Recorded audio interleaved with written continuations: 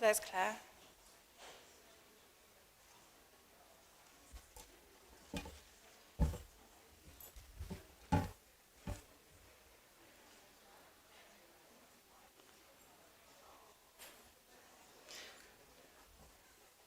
Someone earlier said that they're going to book their annual holiday for the conference, and I thought the conference isn't that bad. Why do you want to book a day off so you don't have to come?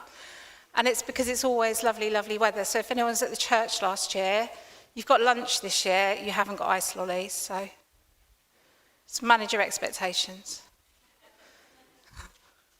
Brilliant. Okay, do you want to move forward? Anyone sitting at the chairs at the back? Can you all come forward, please? Yeah, you. I don't know who you are, my eyesight's not that good.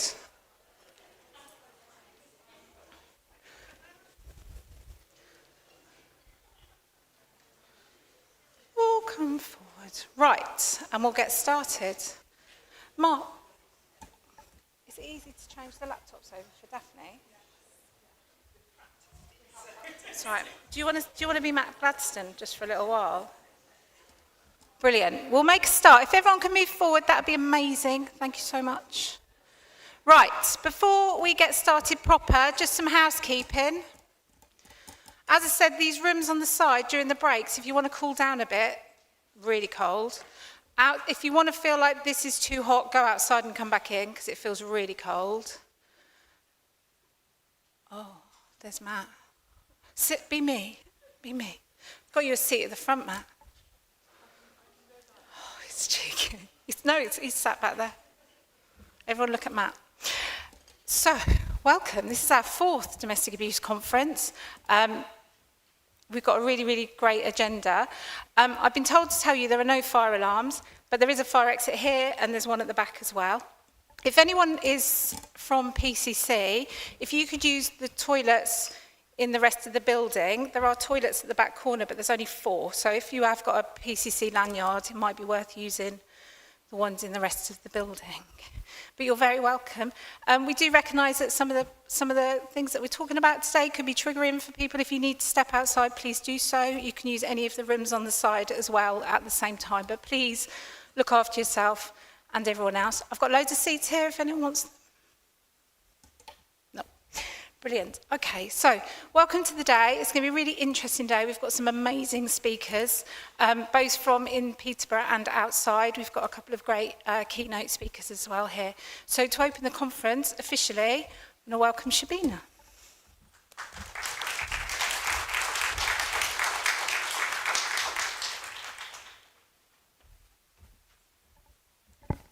Wow. Hello, everyone.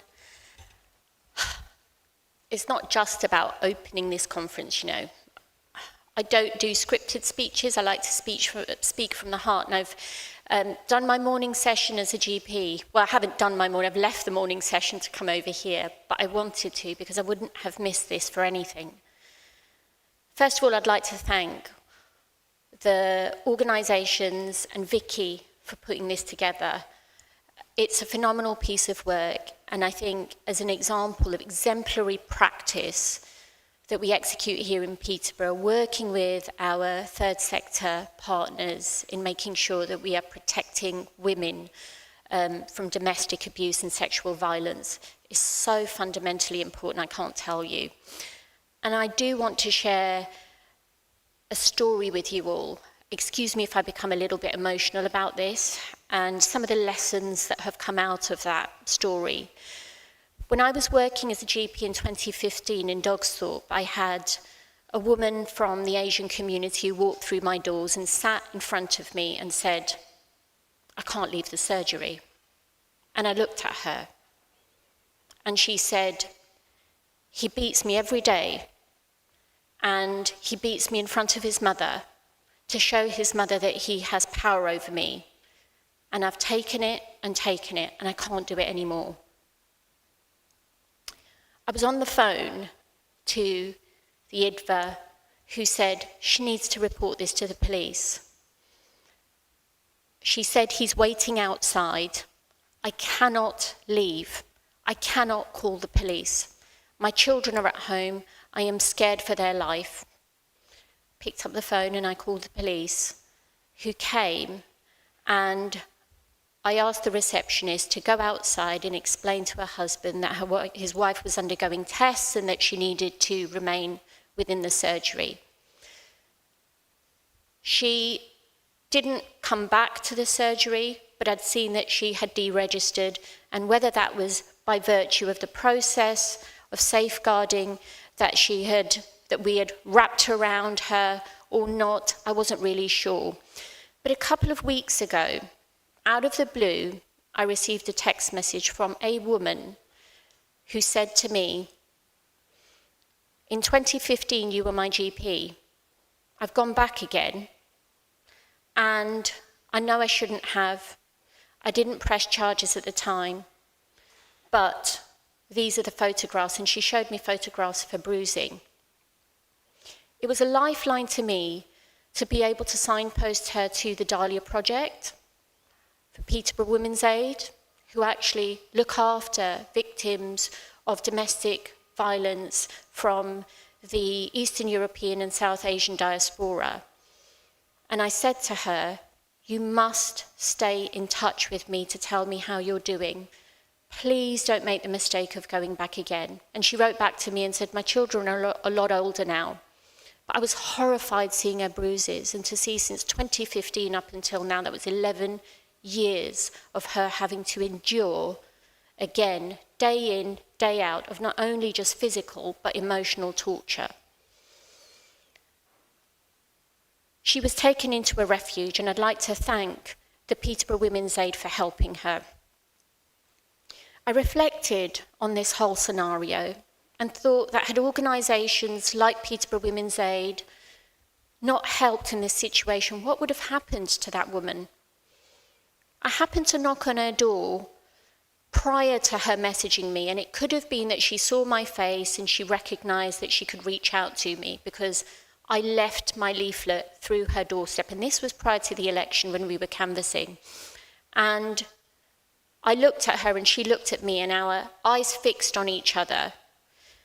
And she went to the back, her son had opened the door, and in the background she said, "I will get in touch with you. I can't talk." And it automatically occurred to me that things still went right, and I recognised her. I recognised her from all those years ago. But I was so glad that she got in touch with me. I thought about this whole scenario, and I've been thinking fundamentally about what happens, what are the societal factors that influence domestic violence in our society today when we have so many organisations that help. And as an Asian woman who is in politics, which isn't the most positive of fields, many women experience misogyny. And it's the culture of misogyny that fuels these kinds of behaviours in which women every single day all over the country are suffering. And I fundamentally believe that all of us, we're putting so much resource, and there are so many good speakers that have taken their time out and come and speak to us today. But the male colleagues, family, relatives, your loved ones can be your biggest allies when they're men. And the message to the men is that you can also be, by virtue of unconscious and conscious misogyny, the effects can be devastating to women. So I guess all of you here who are today, those of you who are men, I'm so grateful to see you here today, because you are supporting women in combating and addressing the issues that we are having to face day in, day out. And many of us, although we may be very lucky and fortunate not to be in the same position as those women actually facing abuse and sexual violence, but it is the culture that prevails underneath that causes these incidents, and how we allow our society to foster that misogyny that drives and propagates violence against women. And that's really important. If we get the basics right, we will be able to make a change in society. And I think that we are all responsible for calling it out whenever we see it. I would really like everybody to benefit from today's session and event. I wish I could be here for the rest of the day, but it's great. I've just had a couple of words with Daphne Franks, who's travelled all the way from Newcastle, and had a little bit of a conversation around some of the work that she's been doing, which has been transformative. And I really hope that everybody takes away something new to learn from today, to empower women out there, and for them to know that they're not alone. So thank you very much for having me, and I hope that it's a great day.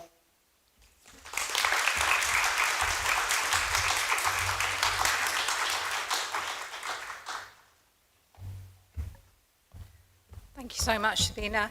And it really echoes, we'll be talking about the White Ribbon campaign later, and we'd love it if everyone signed up as ambassadors or champions, which you can do towards the back of the room. So it's my pleasure to welcome Daphne. Martha, where's Martha? We just need to swap laptops. It will all be fine. Welcome Daphne from Newcastle. So Daphne is an expert in predatory marriage, drawn from her own experience, which she'll talk to us about. She was involved in one of our recent domestic abuse-related death reviews, which was published yesterday, and you've all got a copy of, which was a lady in Peterborough. So if you take the chance to read that at some point, that would be really beneficial as well. So I'd like to welcome Daphne. Thank you.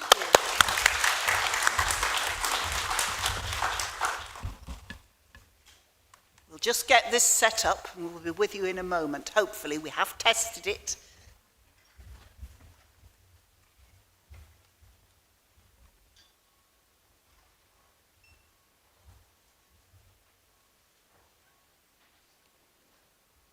Aha, good.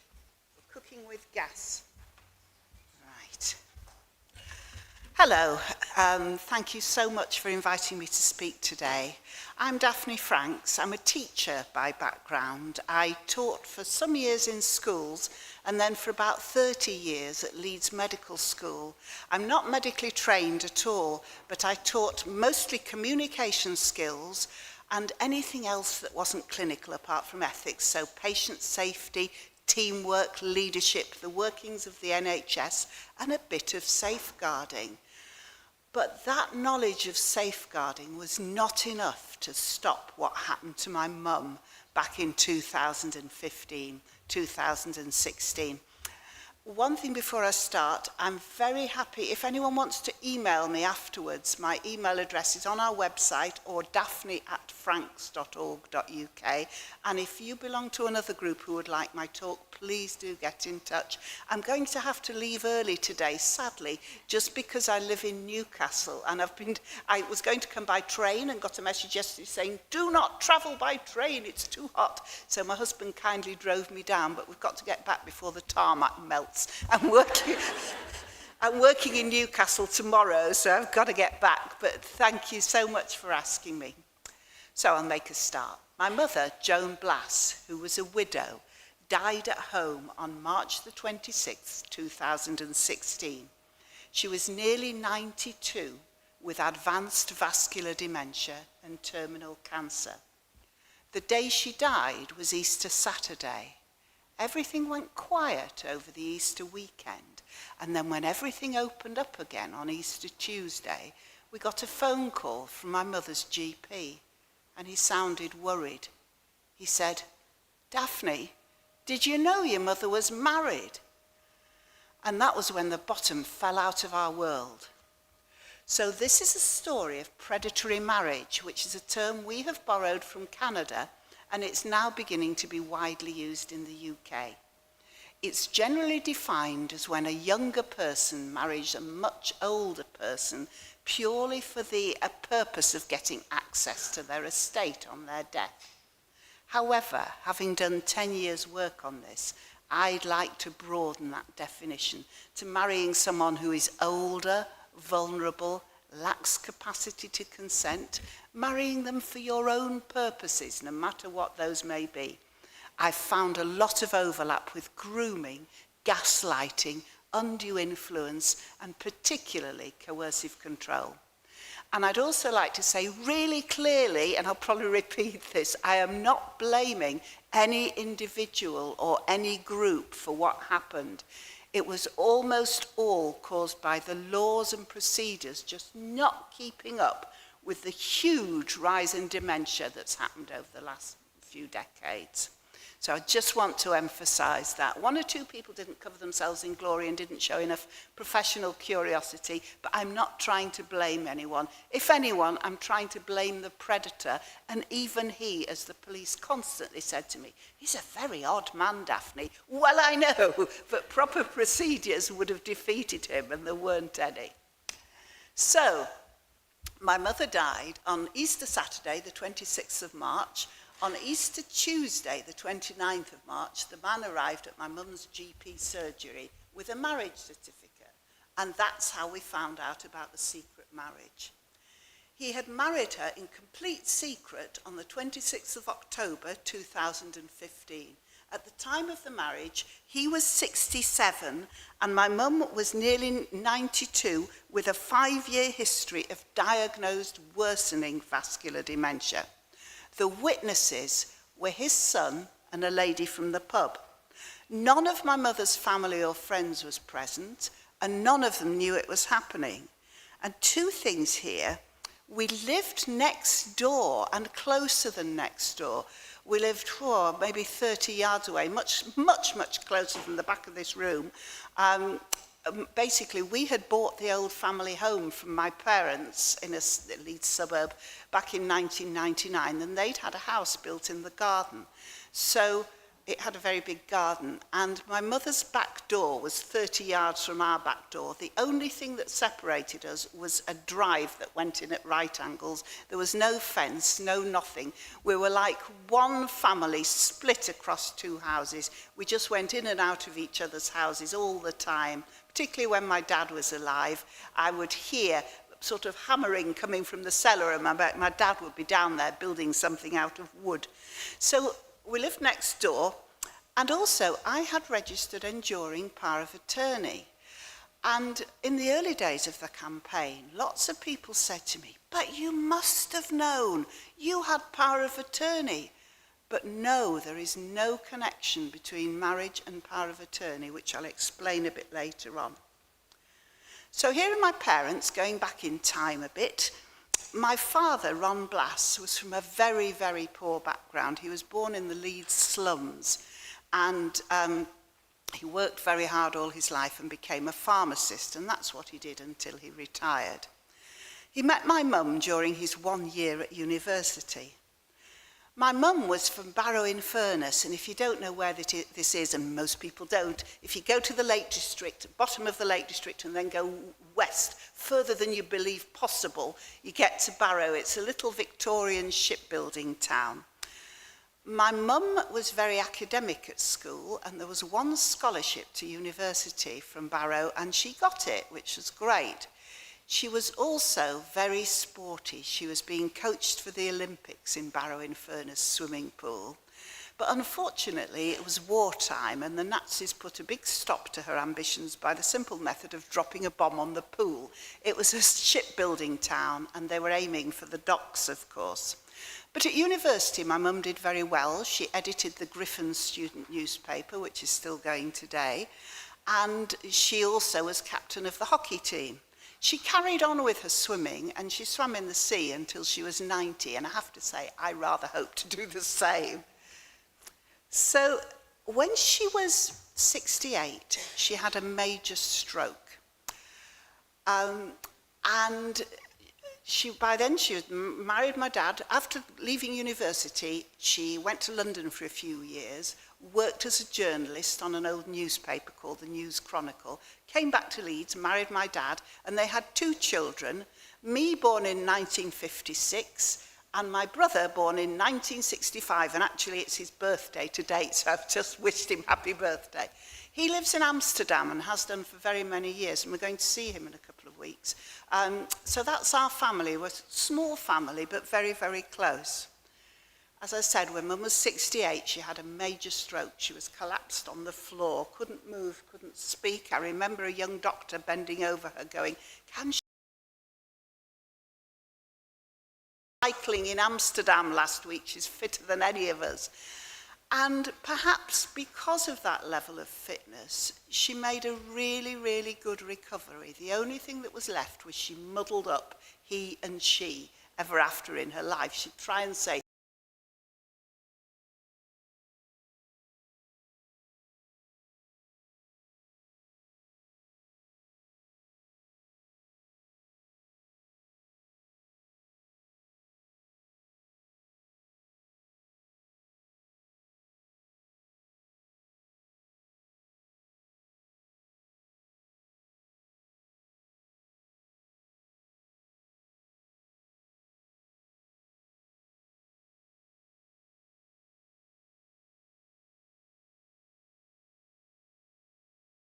smoking is a predictor for strokes. Strokes can be a predictor for vascular dementia. Not certain, but clearly there was something not quite right in Mum's mind, and she did have a couple of mini strokes afterwards as well.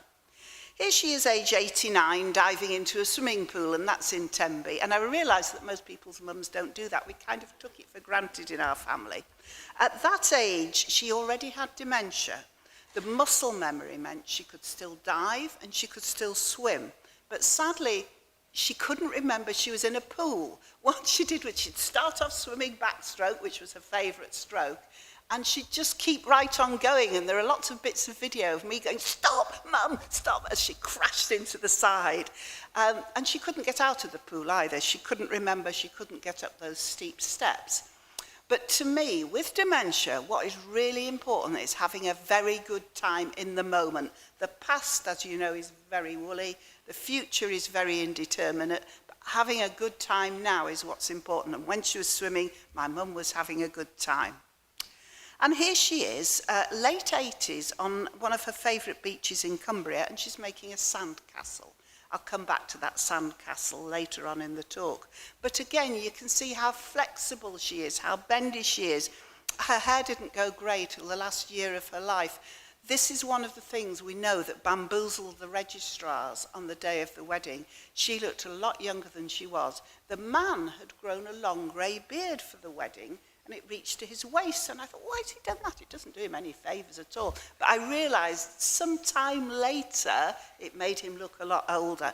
Now, the registrars had their dates of birth written down. Of course they did.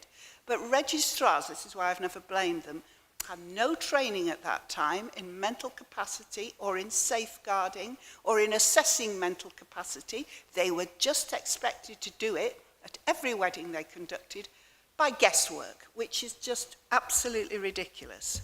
So this is why I've never blamed them. So this is by the garden gate, where in 2011 my mum met the man. The garden gate would be sort of halfway down this room coming in and along the drive. She had been formally diagnosed with vascular dementia earlier that year via a visit from the lady from the memory clinic, where she couldn't answer any of the questions, got hysterically angry and threw the lady out of the house. And the poor lady rang me that evening and said, I'm so sorry, I've really upset your mum. And I said, look, she's always prided herself on her intelligence and her sporting ability. And now she's losing both and she can't bear it, and I don't blame her. So I had to end up sort of consoling that poor woman. But again, that hysterical anger was not my mum. When she had dementia, she varied between hysterically angry and very smiley and compliant, which is how she was at the wedding. Neither of those were her. She had been quite feisty in her youth. So the man seems to have met her by the garden gate, and he seems to have moved into the house really quickly. The first we saw of him were his things were all over the house, and some quite valuable things like an iPad and lots of jackets, and it was just weird. And that was a long time before we met him. And when we did meet him, he's the kind who puts his hand on your shoulder all the time and uses your name 3 times in every sentence. And I found him a bit creepy, but many people find him very, very charming. At the time, he was then 62 and my mum was 87. I did ask him his age at that time, because I could tell he was a lot younger than her, and he said, ooh, 70s. He never answers a straight question. He never gives you a straight answer to a question. He wasn't. He was 62, as I found out much later. We were really worried, of course, because Mum didn't know who he was. She would kind of go, who is he? Where does he come from? And then, most sad of all afterwards, did you get him for me? I think she thought he was some sort of carer. And indeed, when he called himself her carer, nobody ever challenged it. I remember running around to all the authorities saying, he's not her carer, he's just some bloke who moved into her house. And they all looked at me as if I was a bit bonkers. And even when he went to the supermarket without her there, and he used her debit card, and he was caught and he was challenged, he said, oh, well, the thing is, she's an old lady and I'm her carer. And they went, oh, isn't that lovely? Rather than, you are committing fraud. The predators are incredibly plausible. I can't say that too often or too loudly. So we went to the police at that time. My brother came over from Amsterdam. We were really worried because this man had just suddenly moved in on Mum. And we didn't know what to do. We had endless discussions. What should we do about him? And in the end, we went to the police. Sadly, we hit on 2 young policemen who had, I realise now, no safeguarding training at all. And they said, well, we can't do anything. What do you expect us to do? He's there at your mother's invitation. And I said, he's not there at Mum's invitation. She doesn't know his name. She never knew his name. She doesn't know he's living there. And they just looked at me as if I was mad, and I just couldn't get it across to them. So I thought, okay, we'll keep an eye on her since I was 30 yards away, and I saw her several times a day, and I was checking all the food in the fridge and checking her for bruises and all that kind of thing. And so then the next thing that happened was my mum was diagnosed with cancer, and that distracted us all for a bit. She had a course of chemotherapy, lost her hair, you can see it's come back straight, and which she was not pleased about, and beginning to go grey, which she was even less pleased about. And then it was her 90th birthday. So we had a big party for her. We hired a hall, and we invited everyone she'd ever met, really, because she was very sociable. There were about 70 people there from all over the country, and it was a huge success. The Mum, as you can see in that picture, she didn't really know what it was about. Her eyes are rather blank, but her smile says it all. She was having a wonderful time in the moment. If something was lovely, she always said, oh, it was like a party. And we hired swing dancers, and we had 1940s big band music that she loved. And she had a wonderful time. She was asked at that party, how old are you, Joan? There were big posters on the wall saying, Joan's 90th birthday, and all the cupcakes had 90 on the top of them. And Mum said, oh, I don't know, am I 70? And when told she was 90, she just couldn't believe it. She fell about laughing. The man didn't want us to have the party. He was going round the hall going, there could be cameras in the ceiling. And we were kind of, so what if there are? He really was not in favour of the party and was very huffy about it, but it happened and it went really well. But that was a red flag to us. We kind of, what is all this? And there was another red flag that was going on at the time, and that was the state of Mum's house. My mum's bedroom upstairs had been a little old lady bedroom, all pictures and ornaments and all very sort of nice and neat and all that kind of thing. The man didn't want us to see upstairs in the house. And it's hard for me to say now quite how he stopped us. But if you think about it, effectively, by now, he had my mum hostage, and I did not want to upset him. And over the time, he got colder and colder and more controlling, and keeping the door locked from the inside and saying, oh no, you can't see her now, she's tired. My mum would never have refused to see me. It was horrible. All the other cases say this is what they do. Start off very over-friendly, then isolate the victim. So we couldn't get upstairs. He would just sort of stand in front of the stairs and go, no, everything's fine, you don't need to see up there, everything's fine. But one day, my brother was over from Amsterdam, because thankfully he came over very often in those days. And we took Mum out to the Dales. It was the only way that we could get her away from the man. So we took her up to the Yorkshire Dales for the day. And it started to rain, so we came back a bit earlier than we'd said. And the man wasn't there. And that was amazing because he was always there. So my brother got his phone with his camera on it and rushed upstairs and took some photographs of upstairs and came back absolutely shaken because my mum's bedroom, which I said had been very, very neat and tidy, now looked like this. The man is a hoarder. He collects jackets off the internet at the rate of about 3 a week. And as he said to the police, well, it's not a criminal offence collecting jackets. No, but to us it was a symptom of a much bigger problem. That room was full of jackets. He'd moved my mum to a much smaller bedroom. It was a 3-bedroomed house. There were jackets hanging from all the tops of all the doors on the landing. And upstairs was basically like a hoarder's den. So we were really worried. We thought, oh gosh, we've got to do something about this. So we went to Mum's GP, and I've worked with doctors for many years. I know they don't get that much training in safeguarding, and they simply didn't know what to do. I said, could you have a practice meeting and put your heads together and come up with a plan? Well, they did have a practice meeting, and they rang me afterwards and said, well, we think you should ring social services. And I thought that was a bit of a cop-out, quite honestly. I felt they should have rung social services. But social services were really helpful, listened very carefully to the story, and said, we'll send someone round. But as you will know, in England, they don't have any right of entry to the house. They do in Scotland, but they don't in England. And I did say to them, please, can you come when I'm there? Because I can make sure you get to see upstairs as well. But that didn't happen. I don't know if it just couldn't because of timetabling or if they thought we need to see this lady without her daughter there. Because I could have been the one at fault, you know. So, but anyway, they rang me. The first I knew of the visit was they rang me and said, oh no, there's nothing to worry about, no safeguarding concerns. They noticed that Mum was clean and she was well fed, and you could see they were thinking, well, far worse cases than this on our books. And I could totally understand that, but we knew that there was a big problem. We just didn't know what to do about it.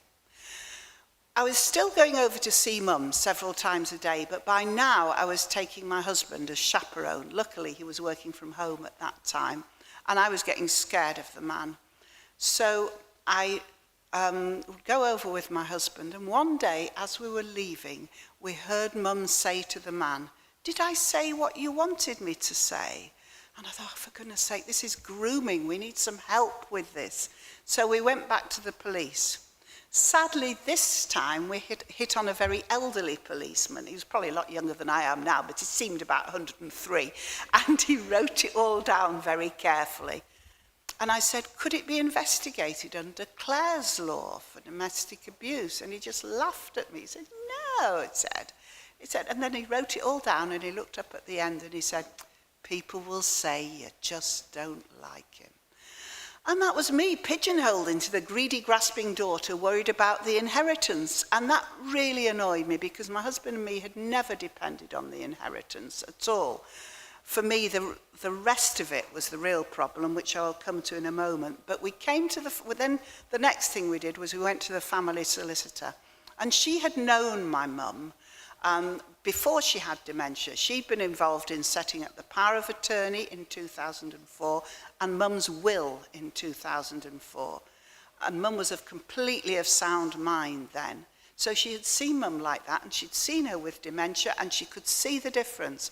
So I said, could she make a new will?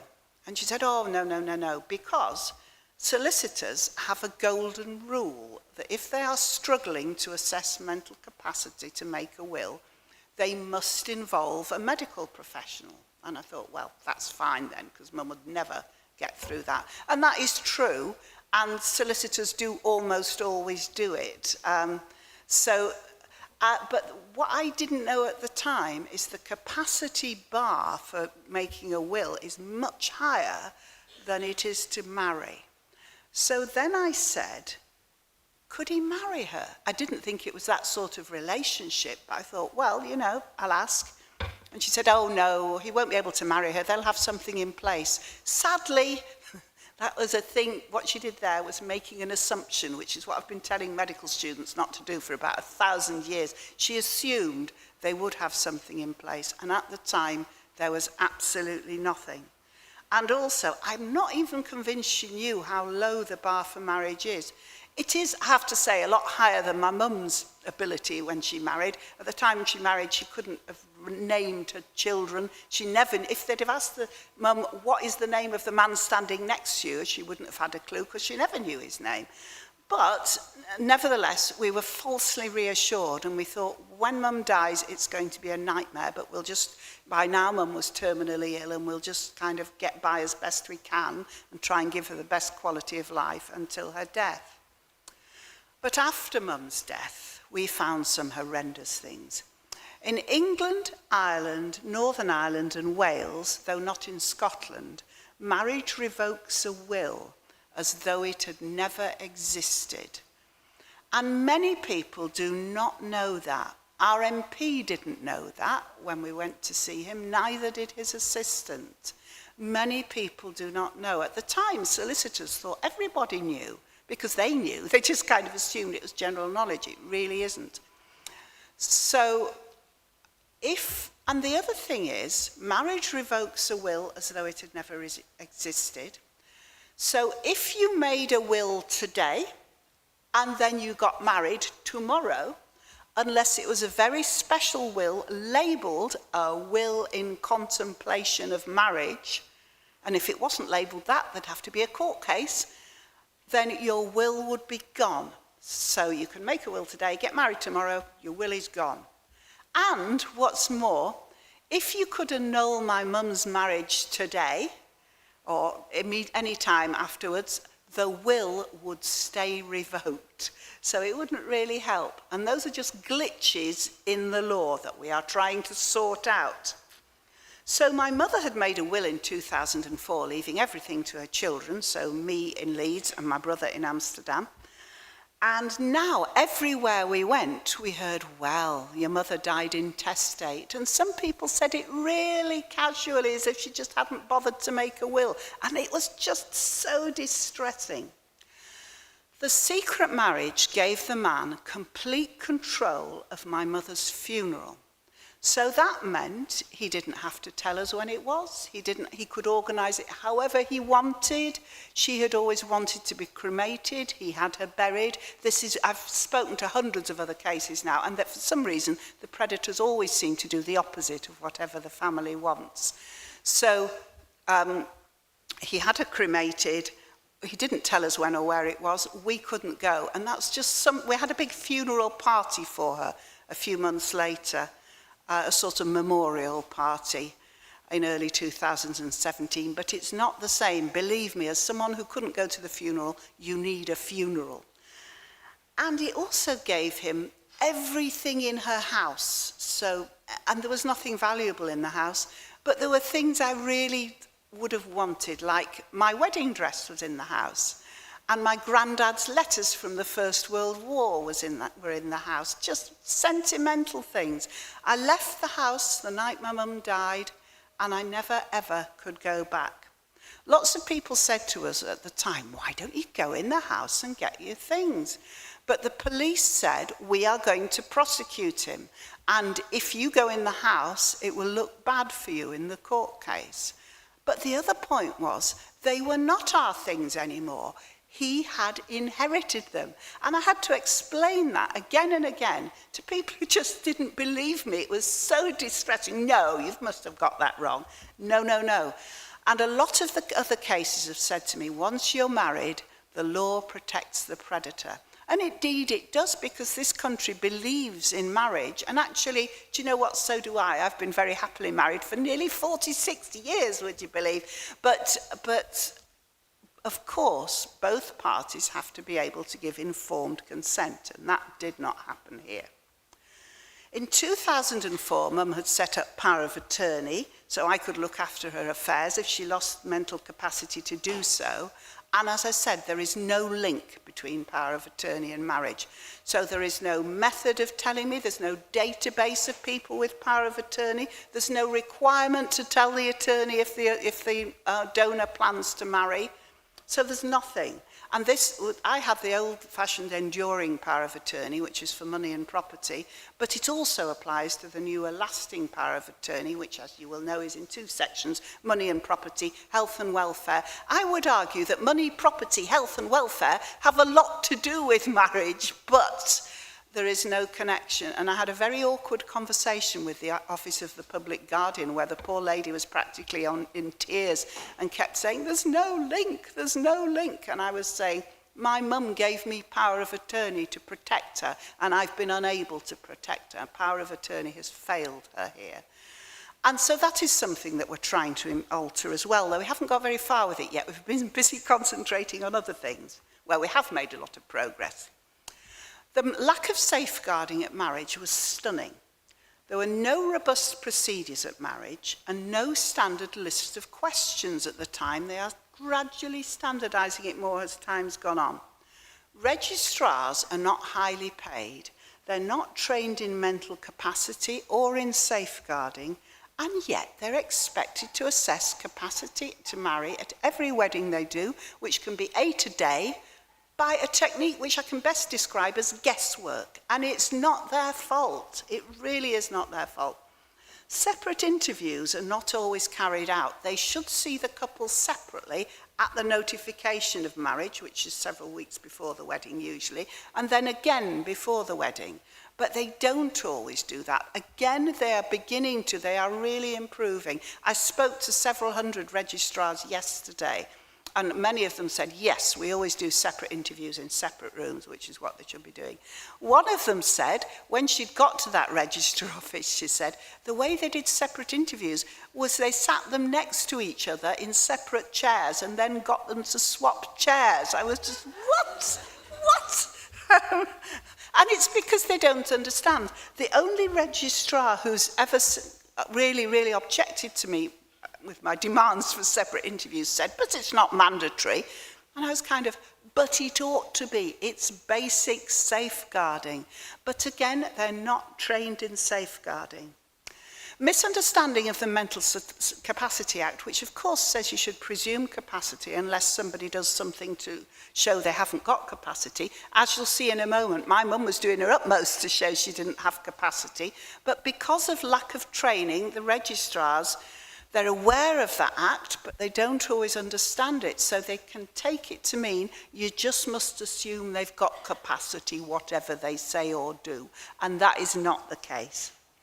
Lack of knowledge about dementia from everyone, right up to the furthest reaches of the Crown Prosecution Service, solicitors, police, nobody knew. I keep saying to people, please do the Dementia Friends training at the very bare minimum.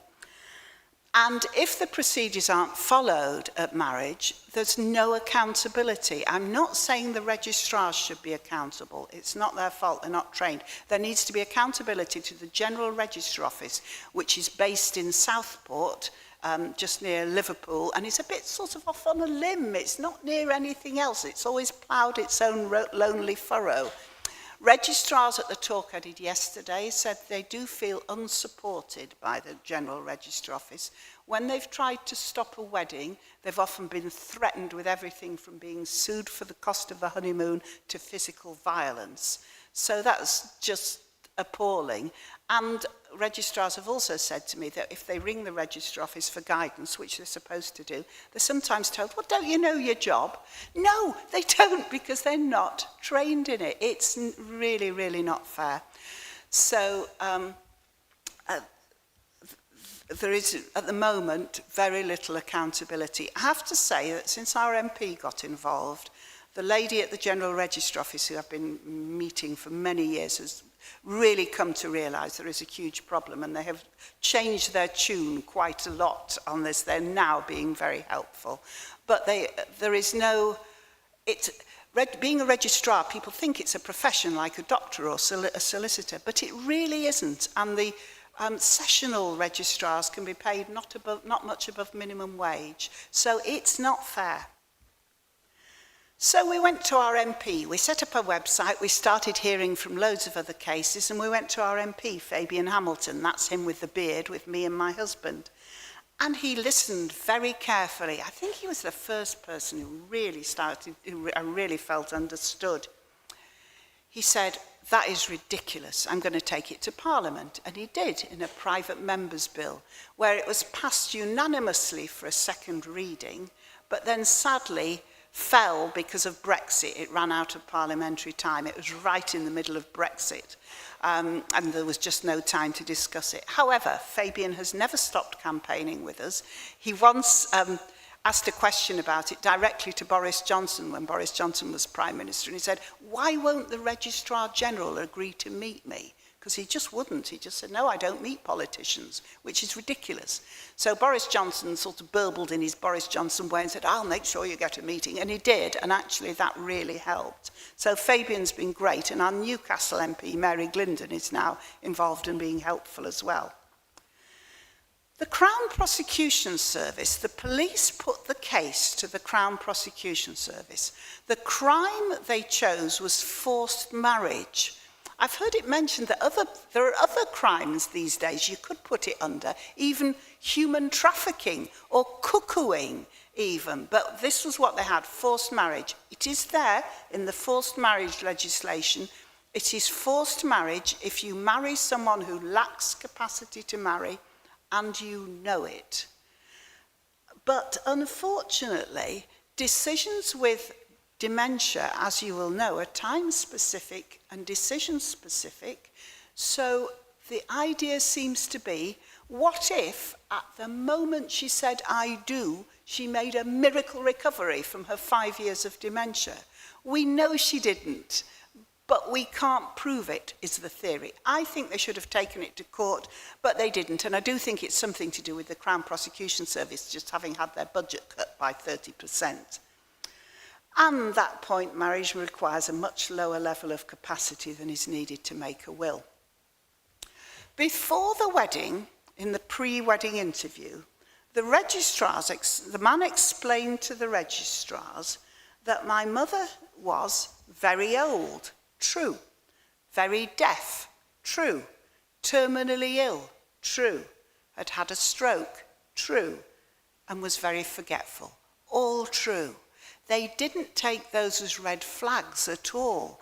They took that as their cue to wave the wedding through. Because I can imagine, though I don't know, I'm making this up, he will have also gone, and the family don't care and they never see her and I'm the only one who looks after her. Because that's what he told everybody, and it was complete rubbish, but very, very believable. He didn't mention my mother's 5-year history of diagnosed vascular dementia. Because the police were involved, the registrars wrote a letter to the police, and this is part of it.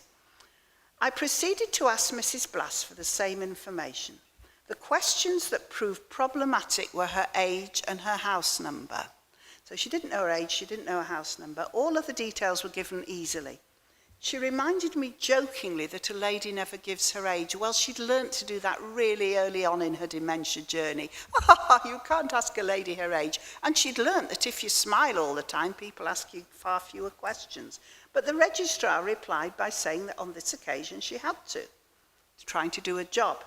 However, by recalling how many years separated herself and her brother, she eventually answered to my satisfaction. I have no idea what that meant. She might have dredged from her long-term memory that there were 7 years between them, but I don't think she ever got it right.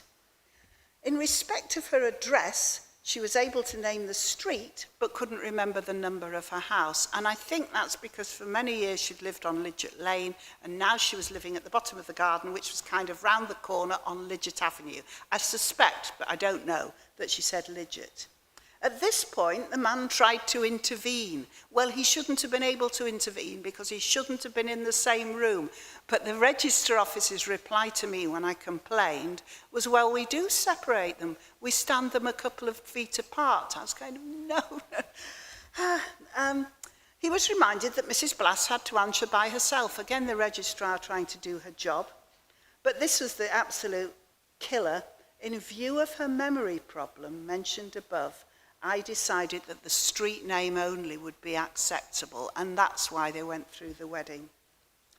So what we're after is a robust list of questions with the idea that if you get one wrong, and they wouldn't need to be difficult questions, believe me, if you get one wrong, the marriage has to be referred for a capacity assessment. But that would involve training registrars in how to stop a wedding, which I would really like to set up a training course to do that, because that is my sort of skill set, really. My whole career has been training doctors in what to say. When the couple left the room after this initial interview, the Deputy Superintendent Registrar asked me if I thought Mrs. Blass was fully aware of why she was there and should we proceed with the ceremony. Well, at that point, according to their own handbook, according to their own rules, they should have stopped the wedding. So if you write to the Ministry of Justice, and, as I did, and said, why didn't they stop the wedding? It's in their book. The Ministry of Justice wrote straight back and said, oh, they will have done. I was going, no, they didn't. Oh, yes, they will, but they didn't. End of conversation. It was just ridiculous. But the other registrar said, in my opinion, based on the interview, how her information had been given and her demeanour, we should go ahead. Her demeanour was she was smiling. And the first change we managed to get made in the registrar's handbook was to put, you should not use demeanour as a guide to mental capacity. So there's the letter from the registrars. You can see they had concerns. This is a chunk of the letter from the Crown Prosecution Service when they said they weren't going to prosecute. And this is the paragraph that I think broke me. I just sobbed and sobbed. They sent a policewoman round to our house with the letter, I think, because they knew I'd be so upset, because it was our last chance of justice, really.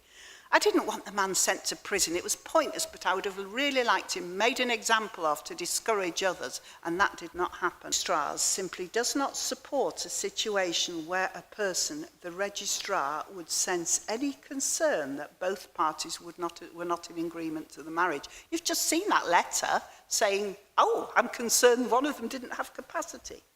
The registrars identified with a lucid, happy and content woman, thus suggesting awareness of the situation and the surrounding matters, thereby giving full and free consent.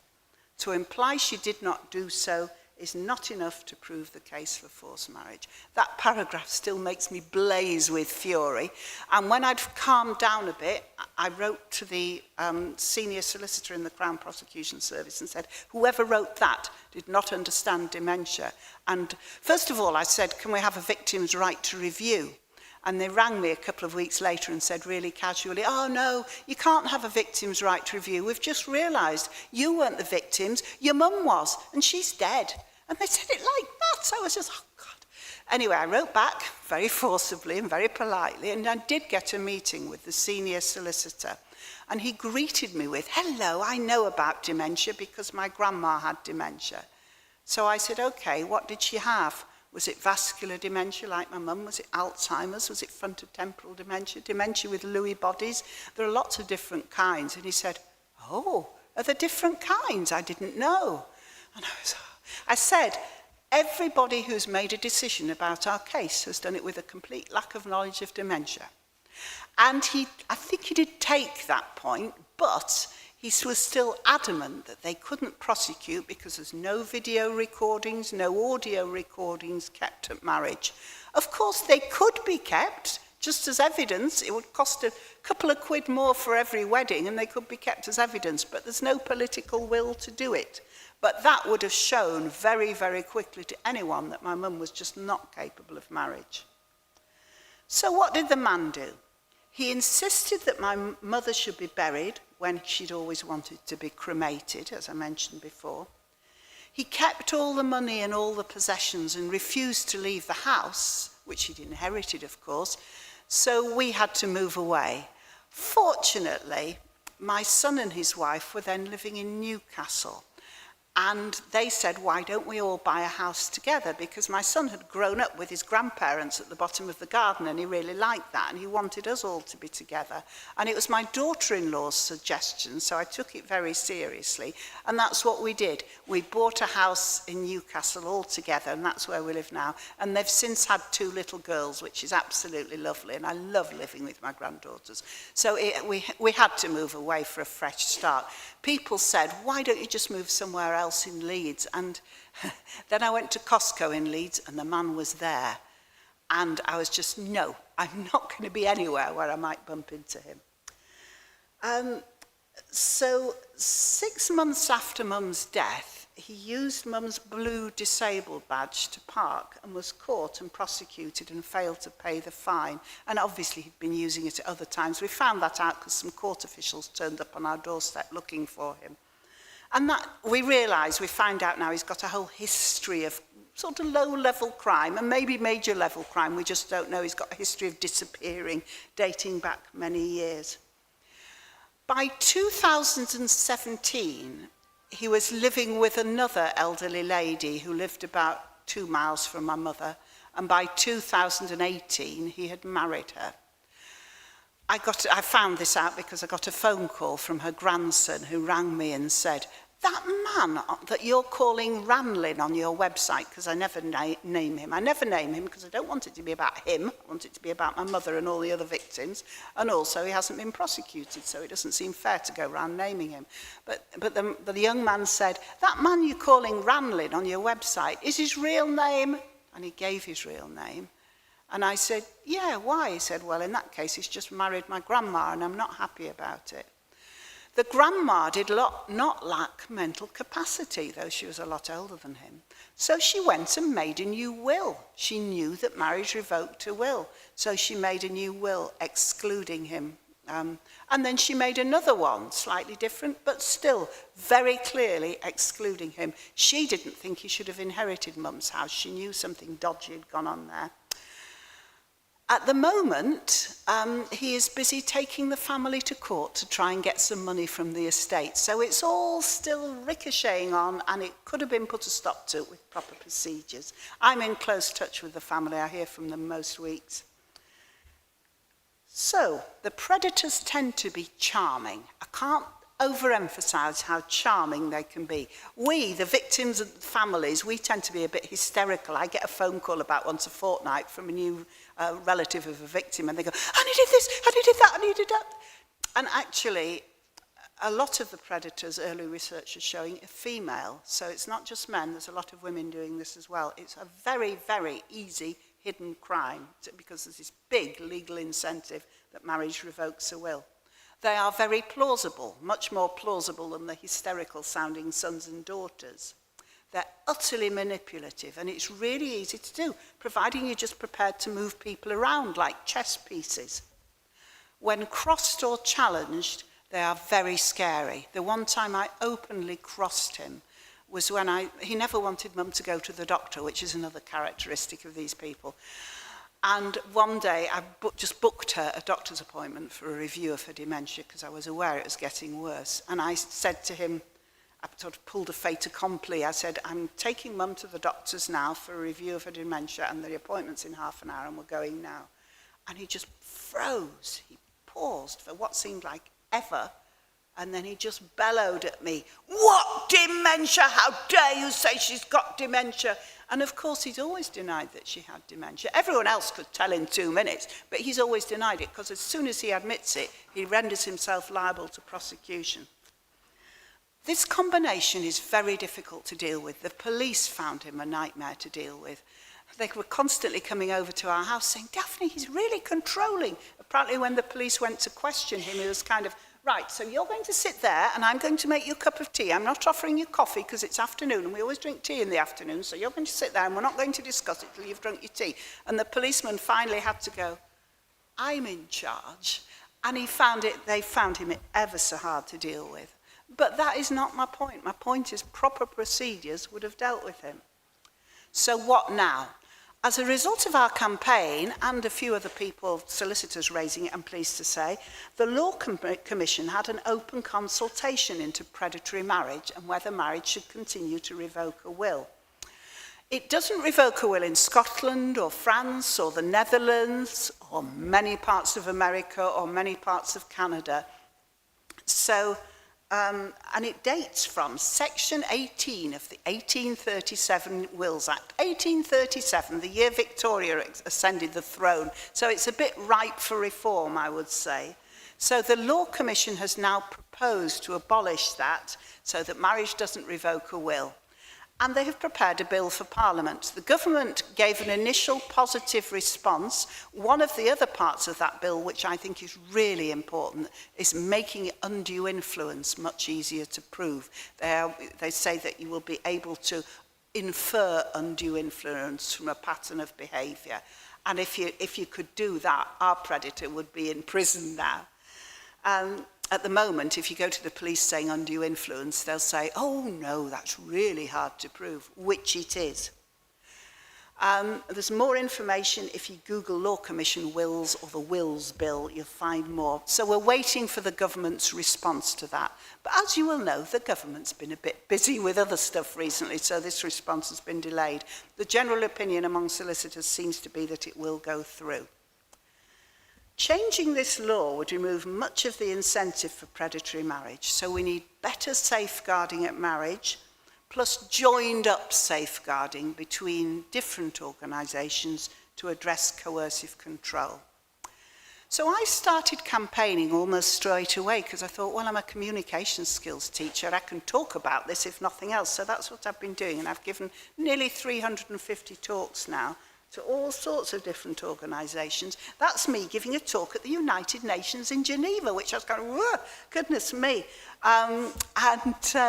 So it has really taken off because sadly it's such a current problem.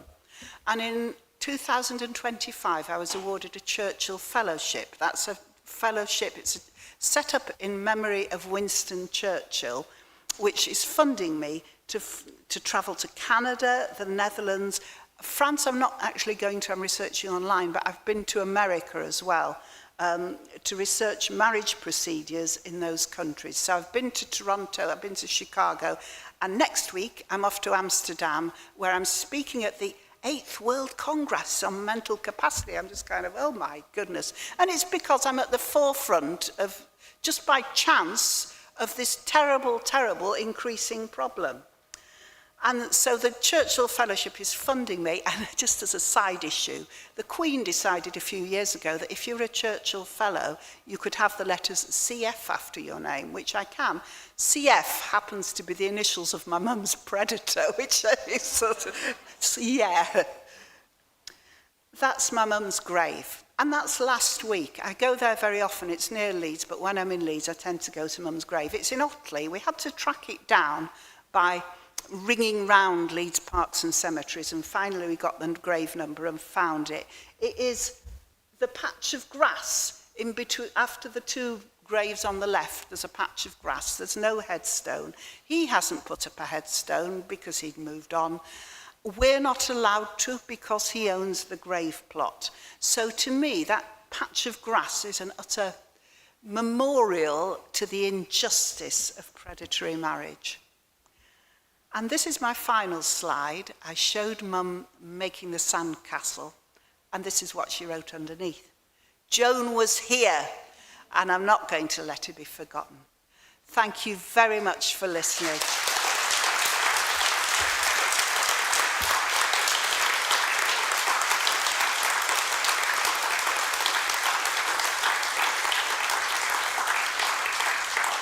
Thank you so much. As I said, if you'd like to contact me, our email address is on the website or daphne@franks.org.uk. That's my very non-exhaustive list of thanks. We've got a good team of people working with us now, and I'm always grateful when people invite me to give talks. So thank you so very much. Thank you.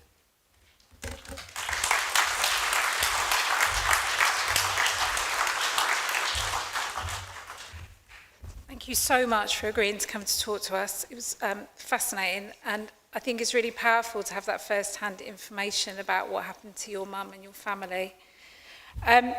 Last year we had a conference focused on survivors and the voice of survivors, and that continues obviously today. So I am thrilled to welcome Claire Thatcher and Tony onto the stage. Claire's been doing excellent work since November across Cambridgeshire and Peterborough. I can't believe she's only been in post 6 months because she's done some amazing work. And she's going to talk about the strength that arises from experience. Thank you, Claire.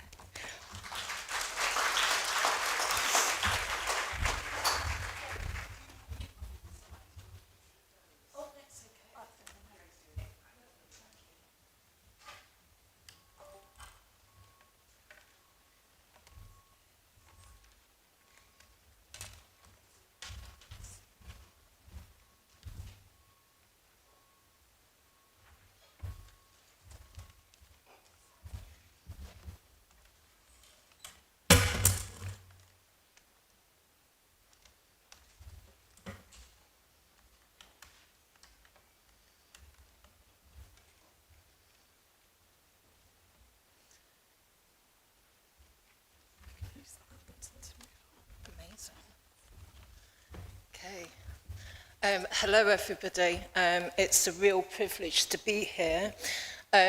So as Vicky said, my name is Claire Thatcher and I am a Changing Futures co-production facilitator working specifically in the field of domestic abuse and sexual violence. So what does that mean? There's two core parts of my role that I'm going to be talking to you about today. The first part is what makes me the luckiest person I know and to be doing the most amazing job I know, because I get to meet amazing people who are strong and courageous, and they're willing to share their experience with me to help understand the system and the processes that they're navigating in their journeys. And that's the second part of what I'll be talking to you about today. But first, I am so pleased to be able to tell you that we have one of those inspirational and courageous people here today to share their experience with you. So it is my honour to introduce you to Tony Eagle.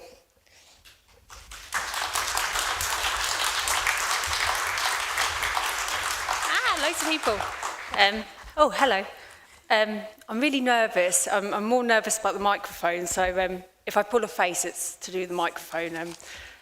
Thank you all and Claire for letting me kind of go through my experience. So I'm really just going to talk about some of the hurdles I kind of faced through and a little bit about what I went through, if you don't mind. So following the end of my relationship with my son's father, I experienced serious stalking and harassment. This included relentless contact through loads of different types of media, threatening, mocking voicemails, image-based abuse involving intimate photographs, fake social media profiles, created in my name, and then a handful of kind of made-up ones he used to comment on my business pages. The perpetrator, he also cancelled my business events at the time by claiming to work for me. All his behaviour, it left me fearing for my safety and the safety of my children. At one point, I had to leave my home and stay with a friend because I was frightened. I was caring for 2 young children at the time. My youngest was just 7 months old. Eventually, my perpetrator was arrested while I was at my friend's home.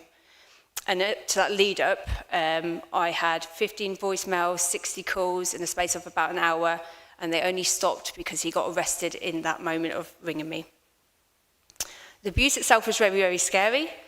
However, what I really want to focus on today, because I've got this kind of platform, is some of the hurdles I encountered after and during the kind of the period of stalking and harassment. And some of these hurdles, I believe, were quite unnecessary, in my opinion, in my experience, and made the kind of situation really, really hard to navigate and keep myself safe. So, communication. So one of the biggest challenges was communication. I rarely felt informed about what's happening with my case. When I contacted my investigating officer, I was told he's on leave and would get back to me when I returned.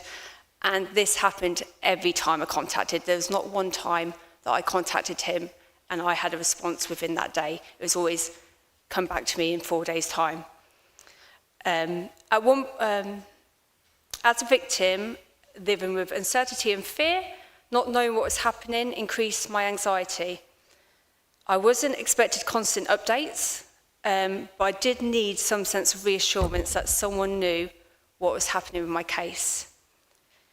Now, in addition to that, the communication between 2 police forces. So I live in Lincolnshire, and that's where I live, so Lincolnshire Police Force, and Peterborough Police Force is where I sought safety at a friend's house. And that communication felt unclear between the 2 police forces, with responsibility appearing to be passed between both of them at times, and that left me at a standstill when I was trying to get answers. Another communication in which I was failed to be protected was through Facebook itself. When the intimate images of me were shared online, I reported each account, so there's more than one account, I reported each account to Facebook, along with some of my friends who got sent the images, family members that got sent them, and it took 2 whole days for the account to be taken down. And during that time, the harm online continued, which added some distress and a massive sense of vulnerability. To this day, I still don't know who accessed them photos, which leaves me with a bit of dread when I think about it. So, understanding the victim's experience. One incident that had always stayed with me involved a male police officer. He asked me to show the intimate images that have been shared. I explained to him I felt uncomfortable doing so, so then he asked if I would describe them instead. Later, a female officer informed me that it was actually a specialist process in the trained team for handling that type of evidence. And what struck me was not the mistake itself, which it was a big mistake, but what it represented for me. So I felt that I had to explain why being asked to kind of display or talk about my intimate images would make me feel uncomfortable, and I had to explain why I didn't want to do that. At one point, while frightened and seeking information about where my perpetrator had been located, I attended a police station looking for reassurance. I was told by a male officer at the station, "Sorry, but we're busy dealing with murderers and rapists." And that was his exact words to me. I understand that police services are under pressure. However, hearing that response left me feeling that my experience was not serious enough to matter. We all know stalking can escalate, and I felt as though I had to justify my fear. This triggered me as, in reflection, I felt gaslit by the officer, which was identical to the same abuse I was encountering with my perpetrator. I felt that even if the truth wasn't what I wanted to hear, being spoken to honestly would have made me feel more respected and valued. A simple explanation as we don't have enough staff, we've got pressures, would have gone a long way. I'd rather have that and then instead of just the response I got. In the midst of this, I also am neurodivergent, so I have ADHD and autism. So I repeatedly explained this, that I'm neurodivergent and I was struggling to process everything that was happening. I was also caring for two very young children, so I had my 7-month-old and my 4-year-old. Despite this, I don't recall any meaningful conversation about family support, the impact of my children, or what practical help might make things safer for me to manage. I didn't need, at that time, someone to explain what domestic abuse was, which is kind of what I was offered, because I already knew I was in it, I already knew that was happening. There's absolutely a place for that support, but at that time, no one was hearing what I actually was saying, which is I want to keep my children safe. What I felt I needed was practical support, so I wish that someone had said to me, you don't qualify for an IDVA, but let's make a safety plan. Who do you have around you? How do you know they're safe? Have you got a person that you can help with kind of the emails or the calls? How are your children coping? And not one person said, have you heard of Women's Aid to me, which I'll talk about later. Instead, I often felt I had to navigate everything alone, and looking back at this, I feel like it was such a missed opportunity, and I felt it was unfair that I had to navigate all that myself. So eventually I did find Women's Aid myself, and I attended some of the warrior groups, not for a long period of time, but I did attend until work commitments took over, and they were amazing. And what surprised me was discovering how much support there was once I looked into it for myself. Similarly, the court process, I was only offered a court IDVA near the end of my case, and then I got told, you could have had this at the beginning. And I'll go through how long the case was in a minute. It lasted a long time, so I could have had it at the end, and I only had it for my last actual kind of court case, and she didn't turn up either. So that was just misfortunate. So I just want to talk a little bit about luck in my circumstance. So I was lucky to have a really close friend who effectively became my PA during this time. She helped me manage communication, make sense of everything for me, wrote down all my notes, and without that support, I generally believe the impact on my mental health would have been so much worse. Also, I was lucky. I just got a diagnosis, so I had counselling about my autism, which weren't correlated, it was completely different, and they worked through some of my kind of worries about kind of men and that was just luck. And 3 years later, I got counselling given to me from a wonderful lady. And again, I was just lucky to get that opportunity, and she was amazing and incredibly helpful. But that was 3 years later. I don't think I would have liked that support then. So I was just lucky in them kind of circumstances, I felt.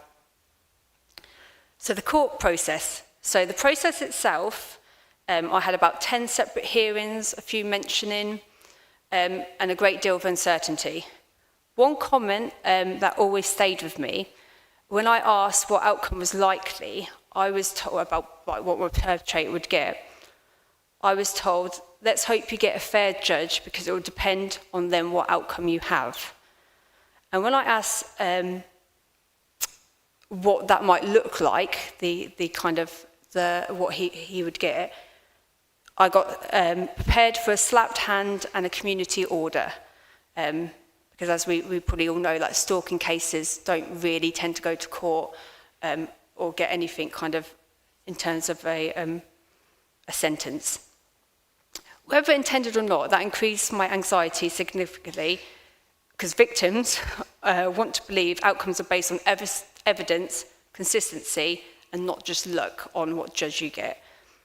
I do want to acknowledge, though, the final judge in my case was excellent, and my perpetrator ultimately did receive a custodial sentence of over 2 years, which I understand is relatively uncommon, and it shows the difference of the kind of expected outcomes that from the beginning I got told a slapped hand, and he got over 2 years, and I did get an indefinite restraining order, which I know that also I've had people I've spoke to, and they've maybe got 5 years or whatever restraining order. I got an indefinite one.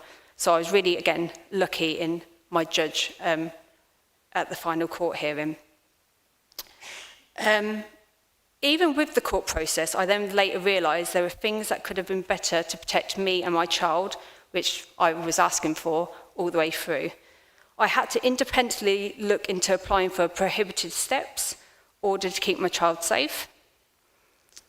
I also did not know at the time that additional protective conditions could be requested as part of my restraining order.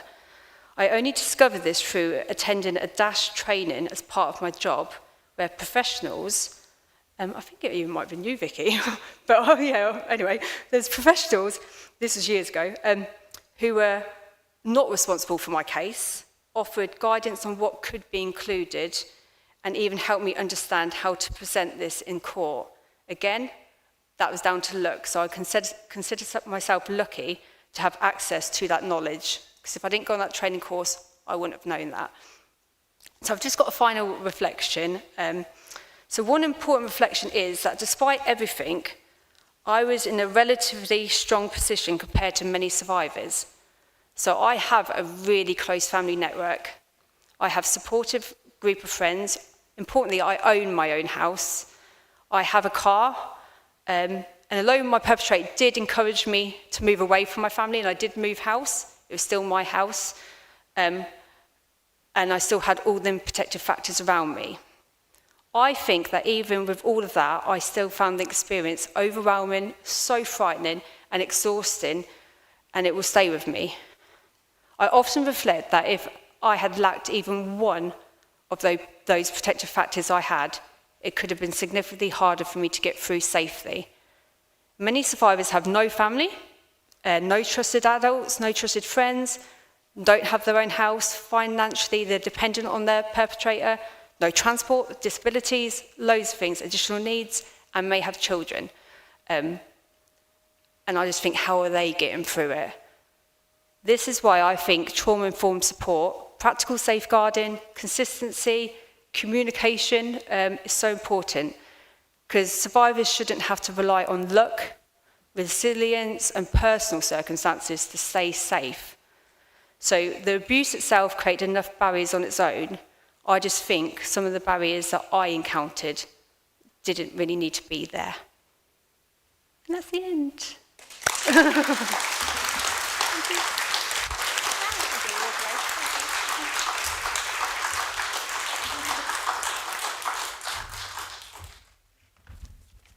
So now you can see why I say I'm in the best job ever. because I get to meet people like Tony. So just going to follow on from Tony, and a huge thank you to Tony for sharing your experience. So Tony has shared her experience of navigating the criminal justice system, from the police to the court process. And as she has indicated, she feels very lucky because she accessed just the criminal justice system. For some people, to flee, to escape domestic abuse, they have to access and navigate housing systems, healthcare systems, education systems, particularly if they've got children and they have to flee to a refuge, those children have got to go to a new school. Department of Work and Pensions, if they need to access benefits, health and social care services, children's social care, and this is just a few. You know, for some people, immigration services are going to be involved, and there's so many different things that can be involved. And one thing to say is that each of these systems and each of these services or organisations that fit in to the paradigm of these systems each have their individual policies and procedures and processes that a person who is coming from the backdrop of trauma has to navigate. And I don't know about you, but even just thinking about it can make me feel tired, okay? So when you're actually navigating that system, so this is the second part of my job, is to use people's experience to try to understand, firstly, to ensure that their voices are heard, and secondly, to try to understand the system that people are trying to navigate, and hold a mirror up to that system to show, because when we look in the mirror, we have the opportunity to reflect.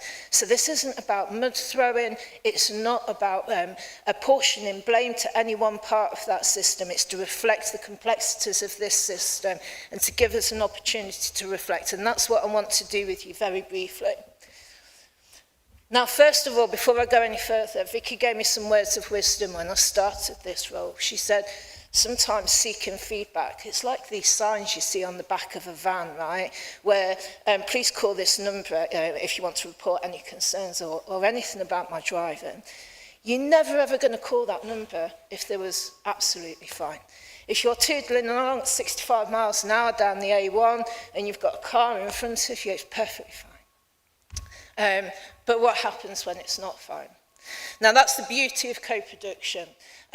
Is it's not just about completing a simple feedback form, it's not just about looking for the negatives, it's actually constructive, it's understanding somebody's whole experience. What has compounded the stress that of going through this system, but also what helped you? What did good look like? So let's start off with some of the compounding factors first. And I've just selected a few here. There's too many to fit. We could talk all day about some of the compounding factors that people see. So the first one, I did not know what I was experiencing was abuse. And this is so common, particularly with control and coercion, because it's the manipulation side of things. And we've already heard how people, perpetrators, can be expert manipulators. The police are good in an emergency, but the follow-up isn't good. Now, just to offer this some context, I was supporting a lady recently to try and find some understanding of what bail conditions had been put in place with her perpetrator. It took over 4 weeks for the officer to respond to me, and his opening line when he did respond was to say, I'd love to schedule a call, but I am 999 frontline response officer, so if I'm not able to attend that call, I will do my best to call you as soon as I am able to. So just imagine that. You're a frontline response officer. You do not know what's going to be coming through the door. So that's just to give some context. The assessment process felt more like an interrogation. So one individual, very vulnerable, who's fled to a refuge, needed some additional support via through a health and social care community service. The worker wrote to the organisation first to share the vulnerabilities of this person.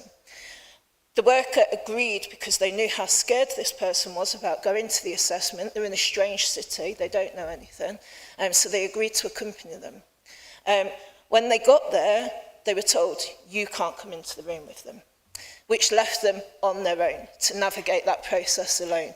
And they described that assessment process as an interrogation, being asked, did you suffer physical abuse? Did you suffer sexual abuse? When so much of this information had already been shared. I said from the start I had ADHD and autism, but there was no consideration. Language barriers cause delay. So particularly if you need court order interpreting, that process can take over 3 months. I asked if the meeting could be held in person to help my processing. That was refused. So and when you start to put it on the backdrop of that trauma and the system that somebody's navigating, and all those different processes and policies and procedures that they're having to go through, you can start to see how some of these things can really compound a situation. But what did people say helped them? Okay, a huge one about community-based support, both the programmes and community services. Now, Peterborough is so lucky because you have such a rich wealth of support services based in the community, from Peterborough Women's Aid to Living Keys to Peterborough Rape Crisis. And all of these services can take self-referrals. The other thing that people benefit from in the community is the domestic abuse programmes. So people keep telling me, they're like, it's a light bulb moment when you're sat there and you're learning the tactics that a perpetrator uses to control you and to coerce you and to keep you into those situations. And they said, and we all realise it together. And they said, you'll look around and everybody starts nodding. And what's so important about that is because abuse is isolating and somebody is constantly being told what they're not good at, what they're not good enough. But when they go here to these programmes, they realise we've all been told the same thing. So these programmes are so vital to some people, and the community support. So as Tony explained, nobody told her about Women's Aid. She had to find that out for herself. I do not think I could have got through this without my IDVA. Other people said, my GP, my DWP worker. Now, just one thing that I wanted to reflect to you, not everybody is lucky enough to get an IDVA.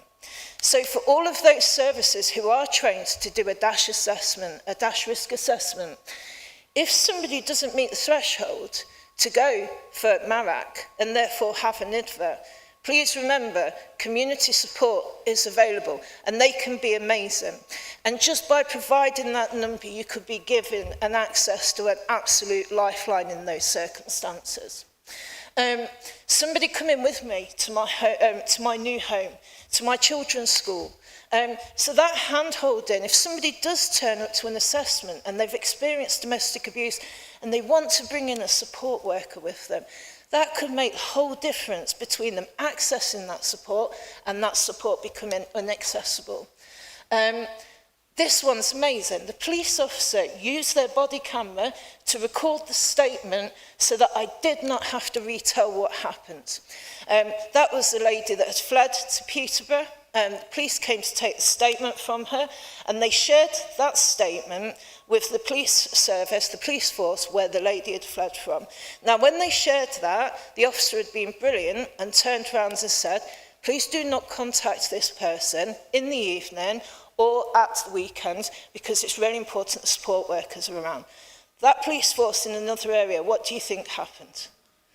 They contacted them in the evening, and then a different police officer contacted them at the weekend. So you can start to see that when somebody's navigating a system, it's not always simple.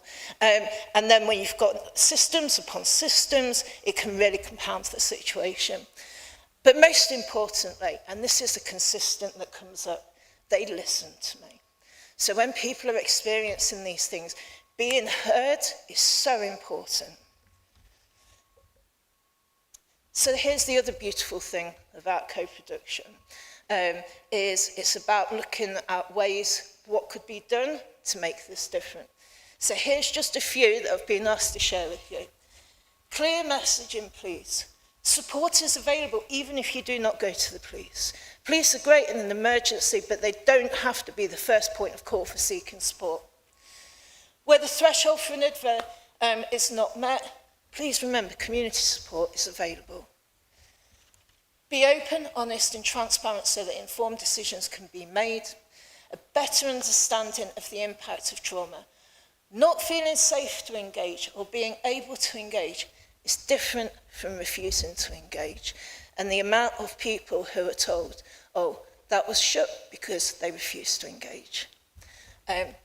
More joined up working so people do not have to keep telling their story, particularly when they're navigating that paradigm of systems. And more information, please, on how to keep children safe. That really practical advice. You know, one person was told, call a solicitor. They didn't have the money to call a solicitor. And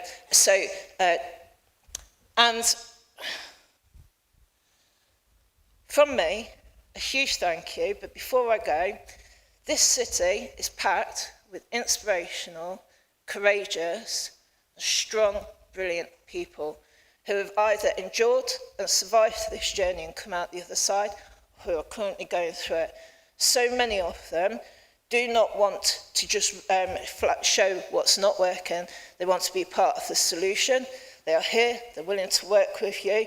If you would like to be working in partnership with us to review processes, to look at how things can become more accessible, love to speak to you. Thank you so much.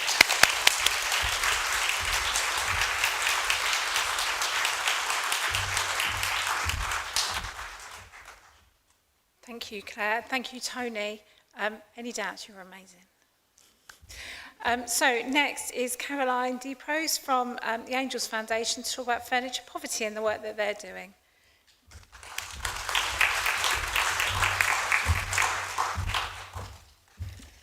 Oh, it's a bit scary up here, isn't it? Now, I've got a new presentation, so I've got notes.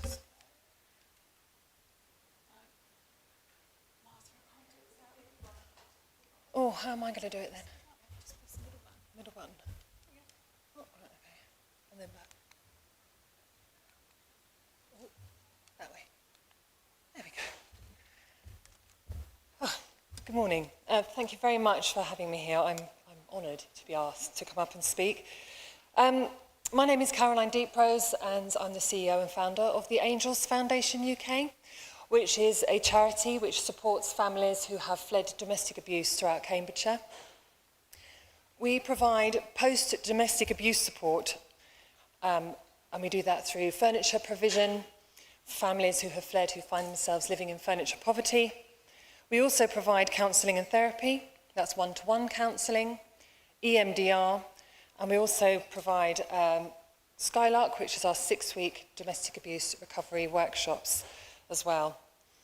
We were formed in 2021 and we became a charity in 2023. Our key philosophy and our approach is recognising that surviving abuse is only the beginning. Thank you.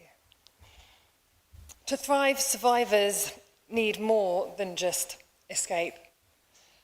They need stable housing, they need professional emotional support, which gives them the courage to rebuild their lives independently and free of abuse and control.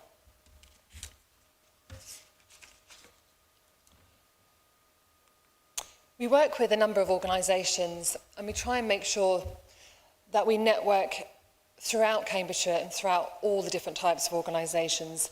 Predominantly, our referrals for our support is through the independent domestic violence teams for the DASV, but we also work with all the local refuges. We work with the NHS social prescribing teams, as well as the local authorities, so we have housing teams, social services, safeguarding teams, and other specialist organisations and charities. And we've just started working with the armed forces as well.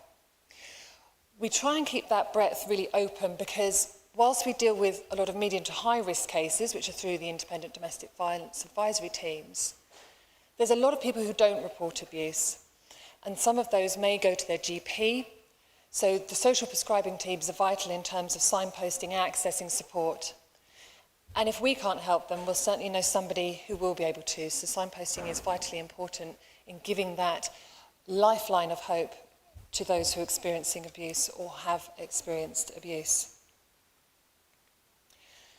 The reason why we exist: 98% of social housing for families rehoused due to domestic abuse have no flooring and no furniture at all.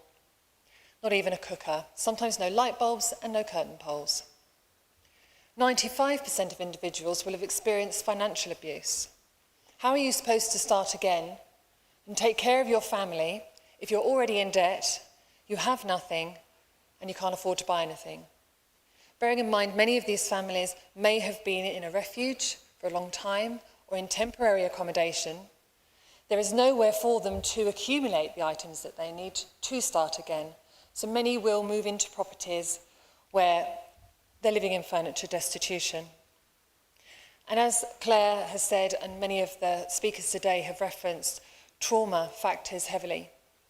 60% of women and families who have survived domestic abuse report mental or emotional problems. So compounding that with poverty, it makes it very hard to rebuild and survive. But what is furniture poverty? Furniture poverty is described as the inability to afford or access basic furniture, appliances or furnishings that provide a household with a socially acceptable standard of living. Not having the items that you need, if you're fleeing domestic abuse, can delay recovery and contribute to more mental health deterioration and even feelings of suicide. A lot of the families that we support, whilst furniture insecurity is very common for those living in poverty, and that will be where if an item breaks, they can't replace it or they can't afford to replace it, the majority of the referrals we get to the Angels Foundations are families living in destitution, literally with the bags they fled with. This can compromise their safety and comfort, especially for children. It elicits feelings of shame, the isolation we've talked about. It compounds those feelings of being isolated and not able to engage with services. It can force survivors into toxic debt and grinding poverty. And the social impact, it has a massive effect. Difficulty engaging with friends, with potential family members, professional services. You're not likely to want to have the professionals come round if you've got no bed, you've got no flooring, and you're struggling to make ends meet. It impacts your care, social life, and then future opportunities as well.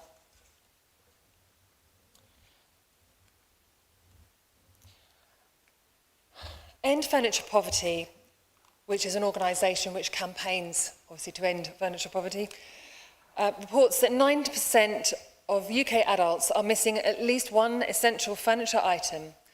They identify essential furniture as including a bed, bedding, a table, a sofa, flooring, curtains, a washing machine, fridge, freezer, and a cooker.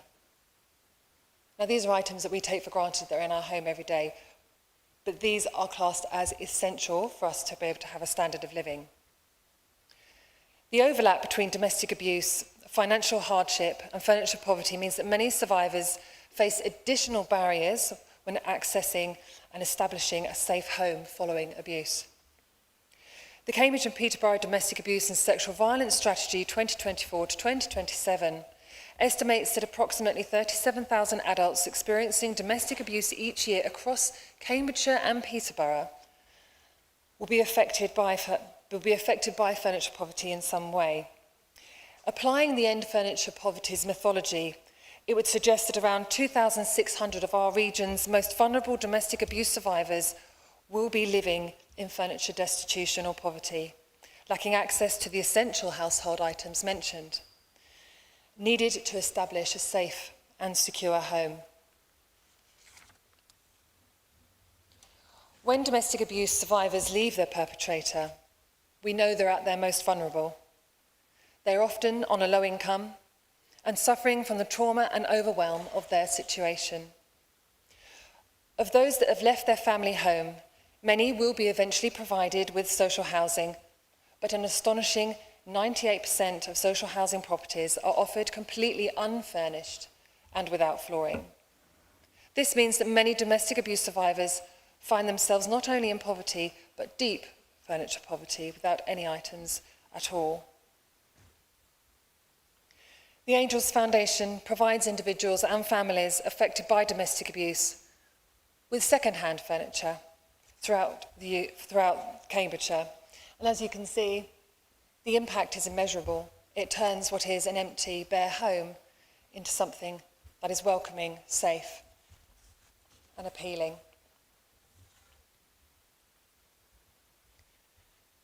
Living without essential furniture items has very serious mental and physical and emotional consequences for families. The social impact on those affected include 70% feeling ashamed or embarrassed. 80% felt they were less able to invite people into their home, and 70% felt socially isolated as a result. This results in poor outcomes for domestic abuse survivors, and unfortunately an increased likelihood of them returning to their perpetrator.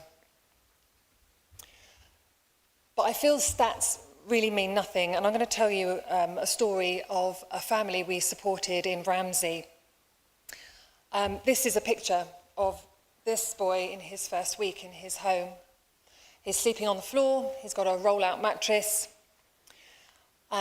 He was placed into school, and he began making friends. We furnished their home for them, and we put down some flooring as well, put down carpet. And the little boy chose a blue carpet for his bedroom. When he came home from school the day we put the carpet down, he said to me, "I am so excited." He said, "Not only have I got carpet, but now I can have my friends round after school because I am just like everybody else." That was the impact for him of having just flooring, just having a carpet in his bedroom that he could play on. And this is his bedroom, as I think a little boy's bedroom should be. And we provided all the furniture and everything in that room for them. And it makes such a difference from that state to this. Frustratingly, there are millions of items of furniture that are suitable for reuse that are being sent off to landfill. Across the UK, an estimated 670,000 tonnes of furniture are discarded each year. Oops. That's an equivalent to around 22 million items. Research indicates that many items actually remain usable, with at least 110,000 tonnes of furniture arriving at recycling centres are already suitable for reuse, representing a very significant opportunity to reduce waste in our society, whilst also helping families experiencing furniture poverty. These figures are both shocking and encouraging. While they highlight the scale of furniture poverty and the vast amount of reusable furniture discarded each year, they also demonstrate a significant opportunity to create lasting social and environmental impact locally. To address this need, the Angels Foundation UK plans to open a furniture reuse shop in Fenland later this year. The shop will offer affordable, quality furniture to the public, generating unrestricted income to support the charity's work, while also enabling us to provide free furniture, white goods and essential household items to families across Cambridgeshire who are fleeing domestic abuse and rebuilding their lives.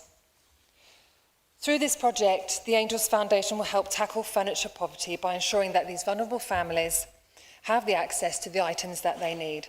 Basic items. I strongly believe every child should have a bed to sleep in and be able to have clean clothes and a cooker to be able to cook their food on. This removes significant barriers to recovery and provides independence.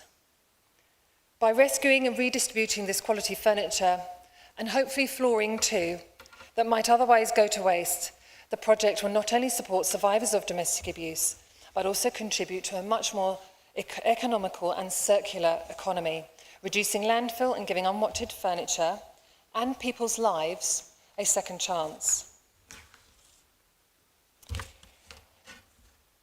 The Angels Foundation also provide, alongside that practical element, we also identified there is a great need for mental health recovery as well.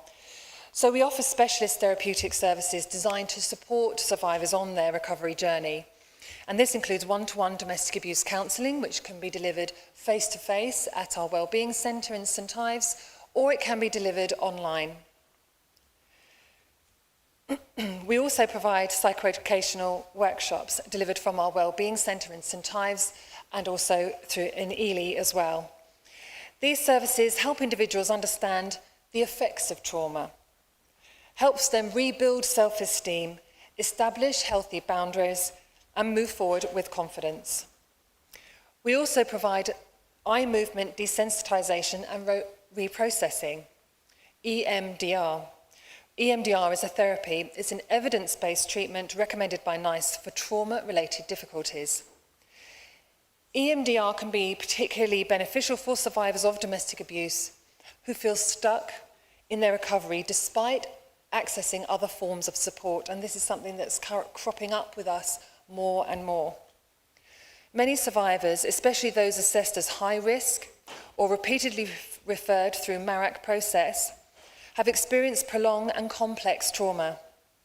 As a result, traumatic memories can remain unprocessed, causing ongoing symptoms such as hypervigilance, anxiety, flashbacks and emotional overwhelm, low self-worth, and difficulty recognizing or responding to risk. These unresolved trauma responses can make it harder for survivors to move forward, maintain safety plans they have been given, or break cycles of abusive relationships. EMDR helps the brain reprocess traumatic experiences so those memories become less distressing and no longer trigger the same intense emotional and physical reactions. By reducing the impact of the trauma, survivors can develop a greater emotional regulation, improve their confidence and decision-making, and strengthen their ability to recognize healthy relationships and reduce the likelihood of becoming trapped in the repeated cycles of abuse. For individuals who have experienced multiple incidents of domestic abuse or continue to face high-level risk, EMDR can play a vital role in supporting their long-term recovery and safety. We will also be launching our children's therapeutic service later in the year, which will offer one-to-one counselling for children at our Wellbeing Centre in St Ives, creating a dedicated therapy room designed to provide a safe and welcoming, nurturing environment. We know that children who witness or experience domestic abuse are recognised as victims in their own right and can suffer significant and lasting impact on their emotional, behavioural and developmental growth. The trauma of experienced domestic abuse can affect a child's mental health, its further relationships, education, self-esteem, sense of safety, and often continuing into adulthood if it's not addressed. We recognise supporting the recovery of adult survivors alone is not enough. And to break that cycle of abuse, it is essential that children are also given the opportunity to process their experiences and understand their emotions.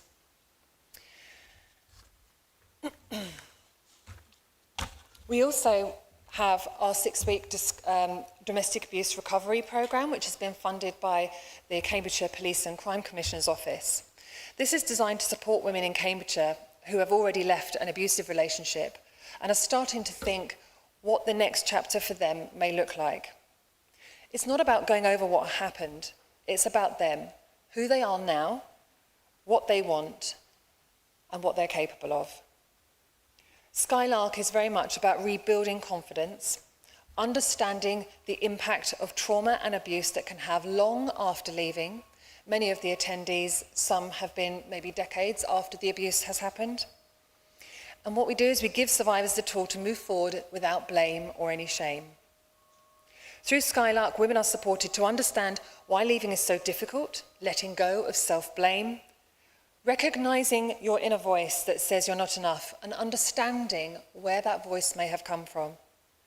We explore what healthy relationships look like, what we deserve from them, and we set meaningful goals around well-being, work, education, or the identity. And more importantly, it's about connecting, once again, with women who understand, because recovery should never feel lonely. We had a testimonial from the Skylark programme, which I'd like to read out. It was a joy to receive, and I think it speaks volumes of how successful so far it's been.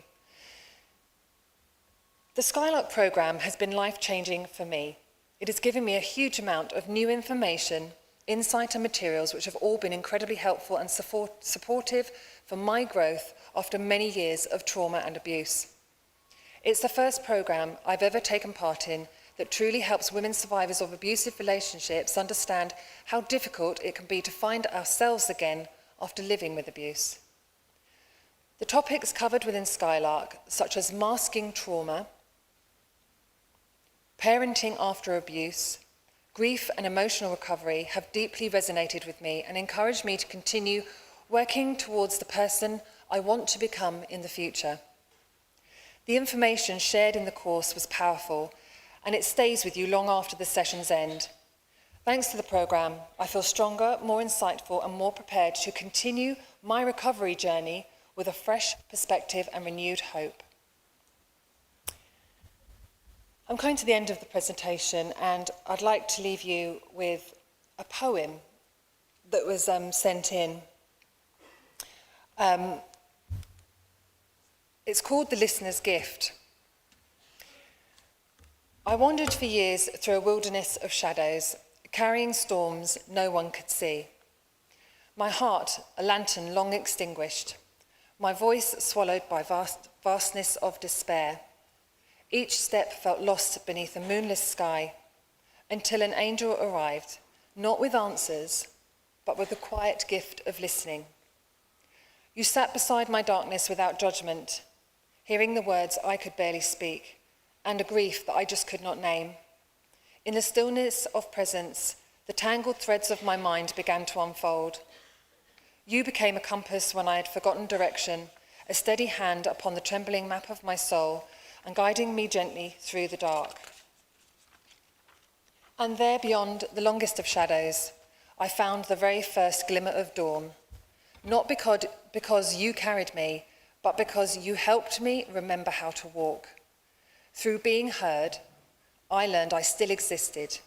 Through your listening, I found my light again, and now the sun rises where despair once lived, and hope speaks softly in a place where silence used to be. Thank you very much for listening, and thank you so much for having me here today.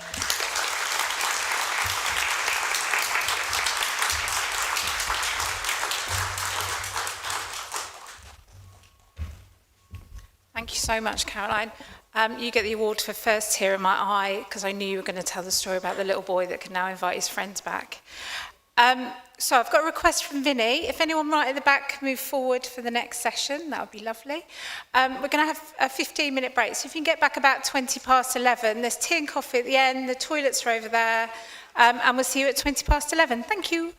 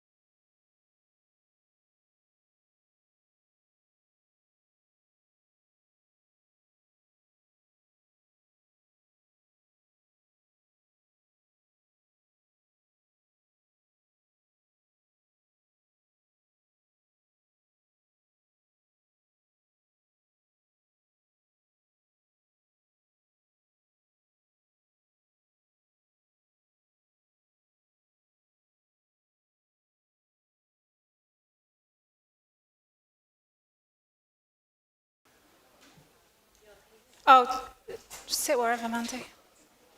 Brilliant. So, that's mine. Right, we'll get started for the next section. So we're running slightly behind time, but I'm sure it'll all be fine.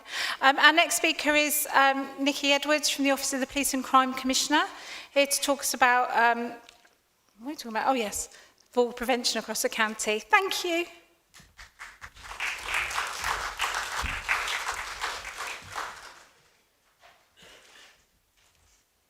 Right, the IT is working. I think people are just trying to get back to their seats. Just move that. Good morning, everybody. I'm here today just to give you pretty much a whistle-stop tour of the partnership landscape and all the work going on to prevent VOG in our county. What I didn't want to do is start with this to tell you what VOG is, because you're all here because you're all committed to safeguarding, supporting victims, or ensuring perpetrators are brought to justice. You know what VOG is, you know how to spot the signs, you know what the impact can be.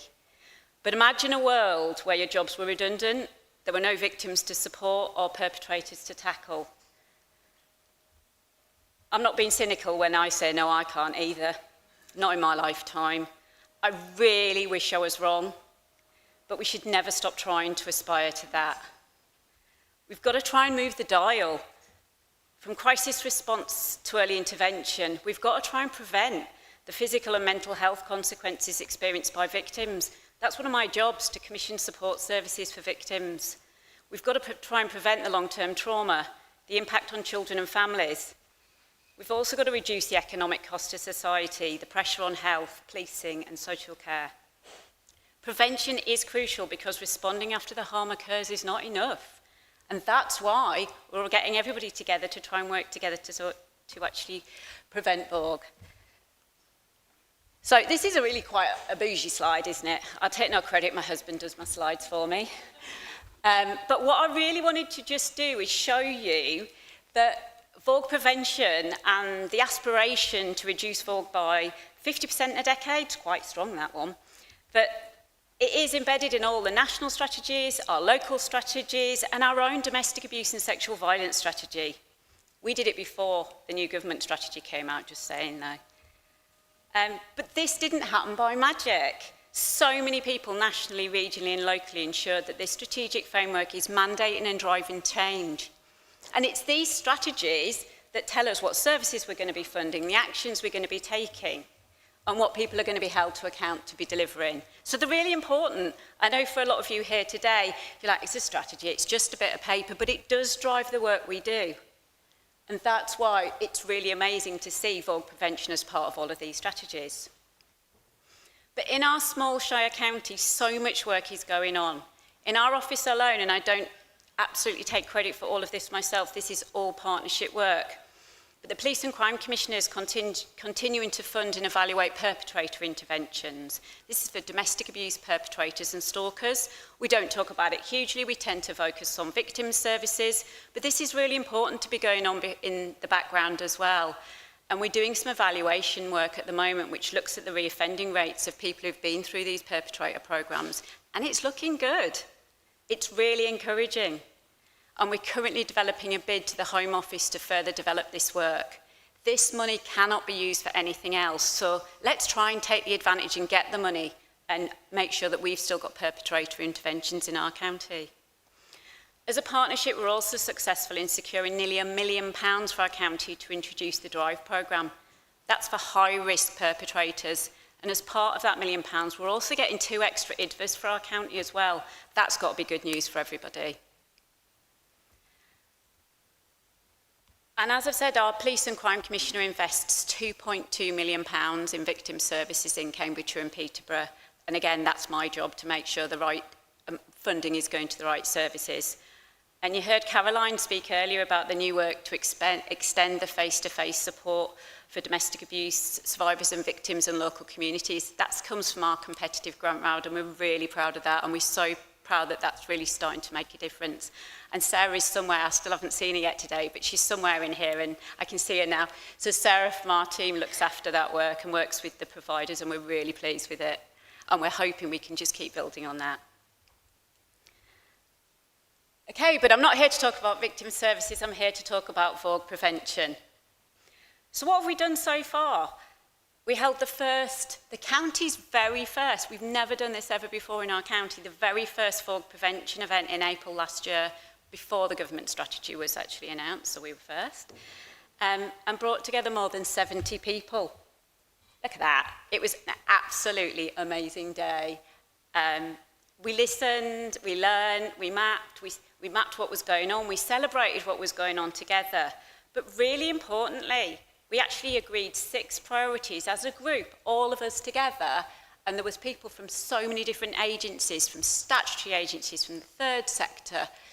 We were all together and we agreed 6 areas we felt we needed to focus on for the next couple of years in Cambridgeshire and Peterborough. That wasn't agreed by state agencies, that was us all together. And I'm going to go through them in a minute. But in between then and now, our Police and Crime Commissioner has funded the extension of quite a lot of local work to enable us to build some evidence bases about what could work and what could actually move the dial in our county. We've set up the county's first fog prevention subgroup as well, and we're now starting to agree how we'll deliver against these 6 themes. Don't forget, the 6 key themes do fit with the strategy, so we're all on track. But what the 6 themes recognise is preventing VOG is everybody's responsibility, and it takes a combination of multiple elements. So that's our 6 key themes. I hope you can read the white on blue. Early intervention and prevention with young people. What the people at the event agreed was that to break cycles of abuse, we must challenge harmful norms and stereotypes with our young people. We need to teach them about consent, respect, and what a healthy relationship looks like. We have to tackle beliefs about dominance, entitlement, or control, which without our early intervention can develop into abusive behaviours. And we're on our way. Colleagues in Cambridgeshire County Council have developed an amazing resource for schools to guide teachers and staff and how to have these conversations. And really importantly to all of yours, and Claire, more than 100 young people helped develop the toolkit that we're promoting. And more than 60 schools attended the launch. So the toolkit's written by the young people themselves. That's got to be important. By empowering these teachers and people working in schools, there's a real potential to increase the impact 100-fold, more than we could ever do by going into schools ourselves. The work's called Safer Corridors, if you've heard about it. We also recognise our colleagues in Rape Crisis have worked in partnership with Cambridge United in the south of the county on the Empower project in Cambridge, which jointly engages boys and girls. And we're really excited to see what the evaluation for that, which is coming out in July, is going to tell us. They're just 2 examples of what our conversations captured. And I know there's much more going on, and agencies across this entire room are contributing to that work with schools and youth provision. And we've also got a challenge in there to think about young people who actually access education in home settings. And that's really important to us about how we come together and agree how we can do that, how we can support parents to take on the roles that often the schools are having. Our second theme is empowering communities in public spaces to prevent VOG. And one of the key things that lots of people in the room said is businesses against abuse. We really like businesses against abuse. That's a police-led scheme to train staff in the business, retail, nighttime, and I have to write this down because I get the order wrong sometimes, transport economy, to spot predatory behaviour and commit to safeguard victims. I'm sure lots of you will have seen the bus Stagecoach drives about, even in Peterborough, which says this bus is a safe space. Any business or retail premises or nighttime economy space that is trained in business against abuse has to commit to make their premise a safe space, and that's really important. Many hundreds of people have been trained over the last 3 years and businesses accredited. And at the end of 2025, the Police and Crime Commissioner funded some extra work to actually take it from our big cities and into our market towns, and our Community Safety Partnership colleagues in Fenland, East Cambs, South Cambs worked with us to ensure that was rolled out far more widely. But it's now time for the constabulary to take stock and reset their approach. They want to invest more into this. It's become nationally recognised. Cambridge is actually sharing their businesses against abuse approach with people across the entire country. At the last training event we had for Peterborough in February, I think, we had Cleveland Police here watching how the training is delivered.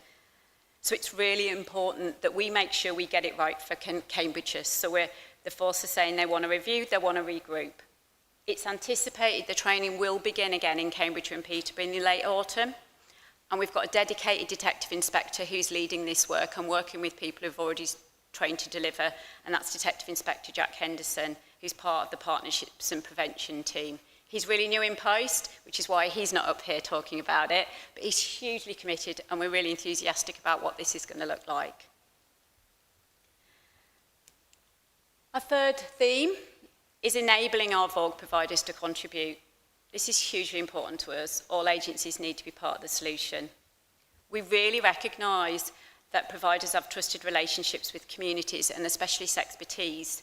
They also have the ability to flex and innovate in the way that statutory agencies cannot. We've been working in partnership with our colleagues across the sector who are part of the VOG Prevention Group, and we're keen to test approaches and pilot new work. So if you've got an idea, and this is where we're slightly pushing, so we have a prevention fund in the Police and Crime Commissioner's Office. It isn't huge amounts of money, but we can award up to £5,000. So if somebody wants to test something in the VOG prevention space and it fits with any of these 6, please come to us. Please work with us and we can have a look at how you can bid into that fund. It's funding we can't use for anything else. It's been taken away. It's effectively proceeds of crime money and we want to use it to actually prevent crime in the future. The Commissioner has asked us to say he's really, really keen to see bids that propose to work with young men and boys. He wants to see things that challenge these harmful behaviours, promote positive masculinity, encourage accountability, become powerful champions in driving cultural change. And this is why he's really interested in the work that's been done with Cambridge United, and he'd love to see that replicated. It's one of the things he keeps talking about. He keeps saying we need to work with boys and men more than we need to work with young girls and women. Engaging and listening to survivors. So this has got to underpin all of our work. Our county's got a really strong culture of listening to victims and survivors, and Claire was speaking earlier. I think, Claire, we follow each other around talking about various things. And I think I just want to do a big plug. We're massively proud in the PCC's office of the joint work we did with Road Crisis, and I know Jackie's in the room here today, to create the Engage Visually artwork. And if I was organised, I'd put it on now, but I didn't think. And it's a huge file to email and it's not going to work. So I think people who've seen the Engage Visually artwork, this was created after 45 survivors of sexual violence generously donated their time and experience, and we captured their experiences of support services and their experiences of these statutory services they engaged with in an artwork format. It's hugely impactful, and if anybody wants to see it, just reach out to Vicky. She's got that on email as well, and it's been to the Domestic Abuse and Sexual Violence Board. But we do need to build on this, and we'll be hoping that's an agenda item at the next VOG prevention subgroup. But again, if you've got an idea to engage with survivors and victims, please reach out. We'd really like to hear about it. We want to do more. So, challenging and reviewing workplace policies. There's not a huge amount written on there yet. We do recognise everybody's got a role to play, and we're asking everybody to have those difficult conversations and drive change from within, and it needs to be a focus on the next year. This hasn't been our focus in the last year. We've been working on some of the other areas. I think it's because it's quite hard as well when you're challenging whole organisations to say, what is your domestic abuse and sexual violence policy for staff? How are you going to prevent VOG? What are you going to do to safeguard people? Where are you going to take responsibility? We do have a vision. We have a vision that all our statutory agencies really first need to make sure their houses are in order. And then we need to start working with our big employers. Imagine if we were targeting some of our big people like Amazon and the big employers in Cambridgeshire and Peterborough. We could make a huge difference. They are communities in themselves, the workplaces. Finally, building on strong partnership working. We know no single organisation can prevent VOG alone. We need strong partnerships and shared accountability. It's about shaping our system and a culture where abuse is less likely to occur. So what's next? So as I am Director of Commissioning, you're going to have to see a commissioning cycle. So we follow in the PCC's office the best practice of the commissioning cycle. It literally is called Understand, Plan, Do, Review. It's a continuous cycle of action improvement. That's why we had the VOG prevention workshop to begin with. That's why we're talking to people. We need to map what's going on and understand what we all collectively believe is important to continue. There's so much work going on. If I stood here and listed everything that we captured, that would be the point of the presentation. There'd be no time for anything else. But what we're going to do is bring everything together at the next VOG prevention group and create a delivery plan for action and effectively a set of commissioning intentions. So that's our commitment, that we will listen, we will actually look at what's working, we'll accept bids into our prevention fund and we'll work with you to expand them and potentially mainstream work. We just need everybody to engage with us. We're standing here from the PCC's office just because we said we would help organise this. We're just organising the efforts of everybody else. It's great to see the enthusiasm when people come to our meetings, and we always have cake. So that's the hint. We know we've all got to try and prevent VOG in our county. We want to make Cambridgeshire and Peterborough safer, and I'm confident if anybody can, we can. So thank you for listening.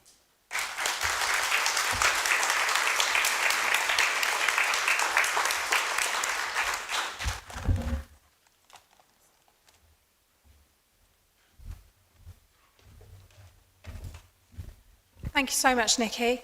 Next, we've got Mandy. So Mandy's the Chief Executive Officer of Peterborough Women's Aid, which you've heard a little bit about earlier from Shabina. They were successful in getting the contract for refuge and dispersed accommodation this year. So Mandy's going to tell you more about that. Thank you.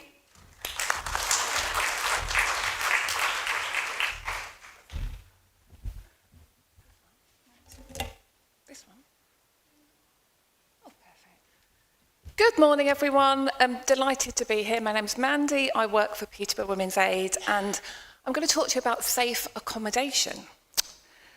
So I'm going to talk to you about why refuges are needed, what we've got going on in Peterborough, and what it's like staying in a refuge. So, to begin with, in 2025, there you can see there was 4,604 refuge spaces. But it was well below the recommended level. And in 23-24, you can see 11,000 women, nearly 13,000 children were supported through refuge accommodation. But the thing is, demand is much higher than available spaces. So if we look, the latest report that came out really recently was that 65.2% of referrals were rejected because we don't have enough bed spaces. So that's pretty rubbish, isn't it? We need refuges because if women don't go into refuges, the likelihood is that they're going to be killed by their perpetrator.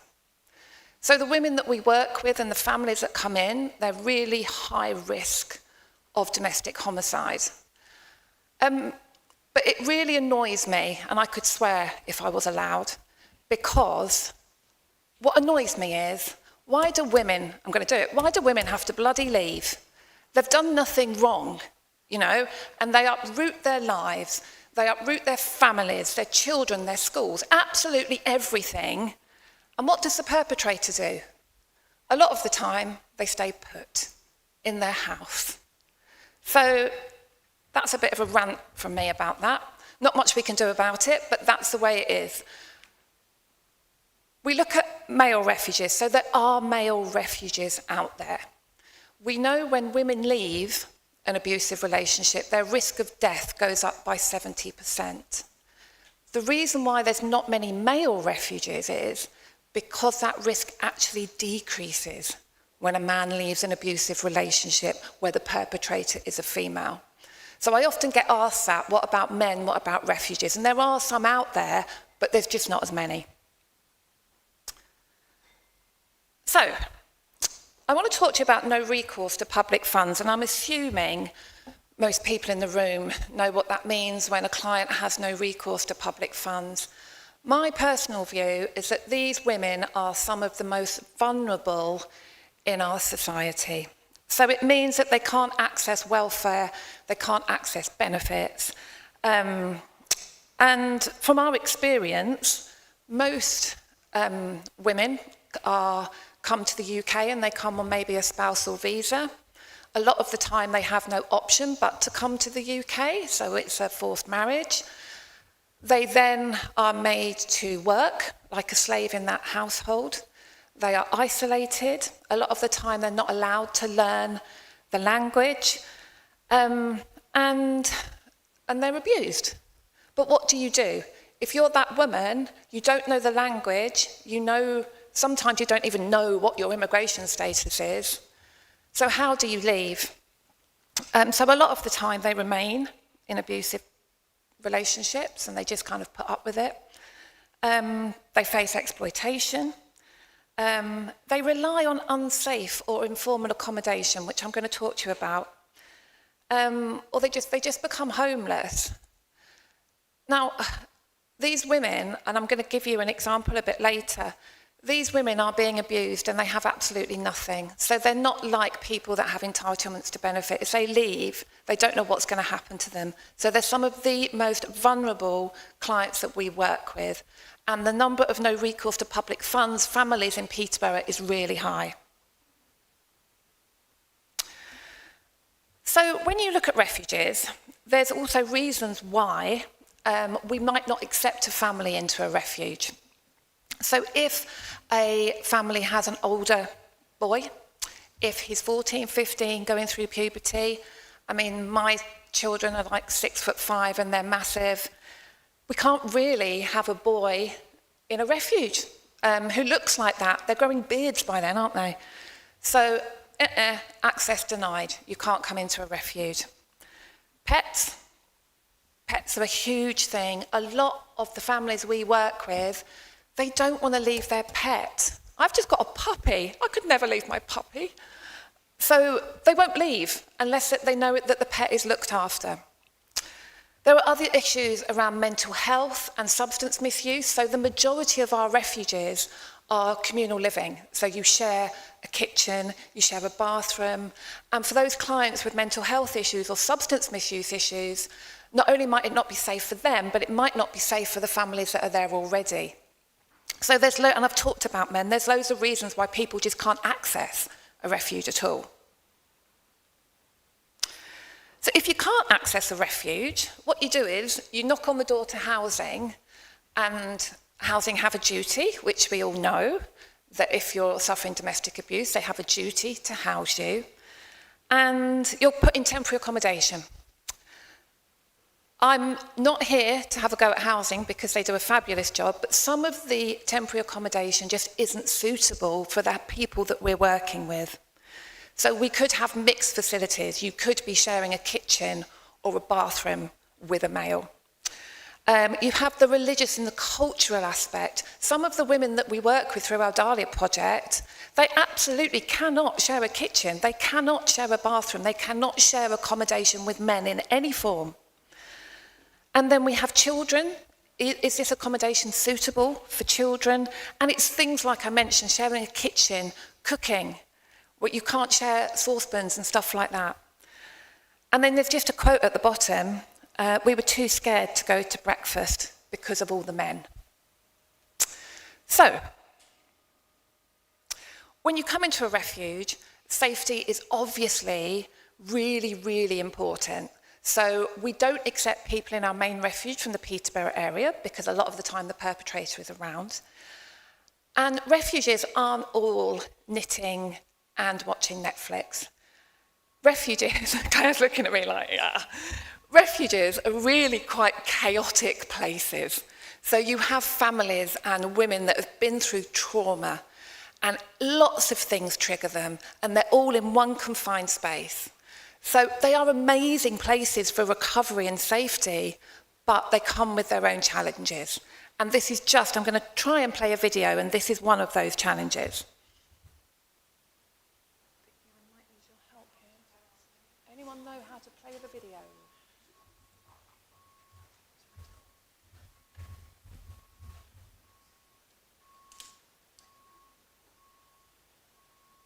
Problem. He's found them. we will have to move you. Oh, I don't know. I know you don't want to go, my dear. Oh, I don't want to go. I don't want to go out.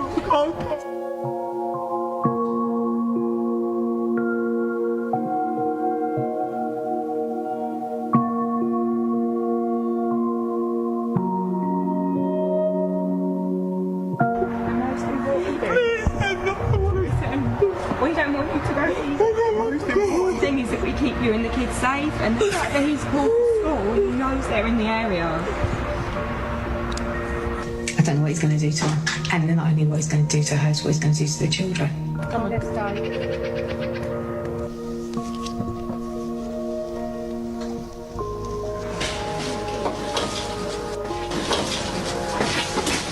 Nothing apart from quite a few in Scotland. Which I think is going to devastate them even more.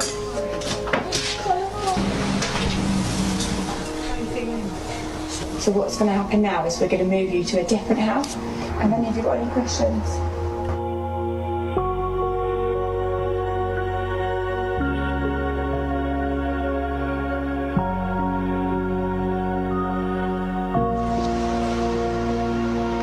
We've done a good job.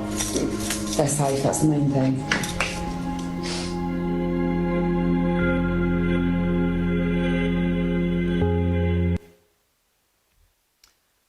And that kind of thing happens all of the time in a refuge, that the perpetrator finds a victim and we have to move them on, and it just leads to this awful instability that the family are already experiencing. So, we know what the issue is. We know there's not enough bed spaces. We know that refuges can be quite challenging. We know that there's no provision for no recourse to public funds. We know that some people can't even get into a refuge. So, this is what we're doing to solve the problem. So we have our main refuge at Peterborough Women's Aid, and we can accommodate up to 8 families, and they are from out of county, so we need to make sure they're safe. But we're really aware now that there is a huge need in Peterborough, and we need to look after the families in our community. So we have opened another refuge, which has 4 beds. We've opened another refuge, which has 3 beds, and we've just secured 2 2-bedroom flats. Now, these are going to be for women in our community that need emergency accommodation, that they would normally go into a B&B or somewhere dodgy, but we also have spaces for women with no recourse to public funds, which we are just absolutely overjoyed about because this is so desperately needed in Peterborough. Oh, thank you. Thank you. Thank you. So, our work is really important, and I've talked a lot about women, and I've talked about access, and I've talked about all stuff like that, but I just want to, I'm coming to the end, and I want to leave you with this, and I'll talk about it afterwards, but we very rarely focus on the children. So the children who have been traumatised, the children who have been abused, what it means for them to come into a refuge.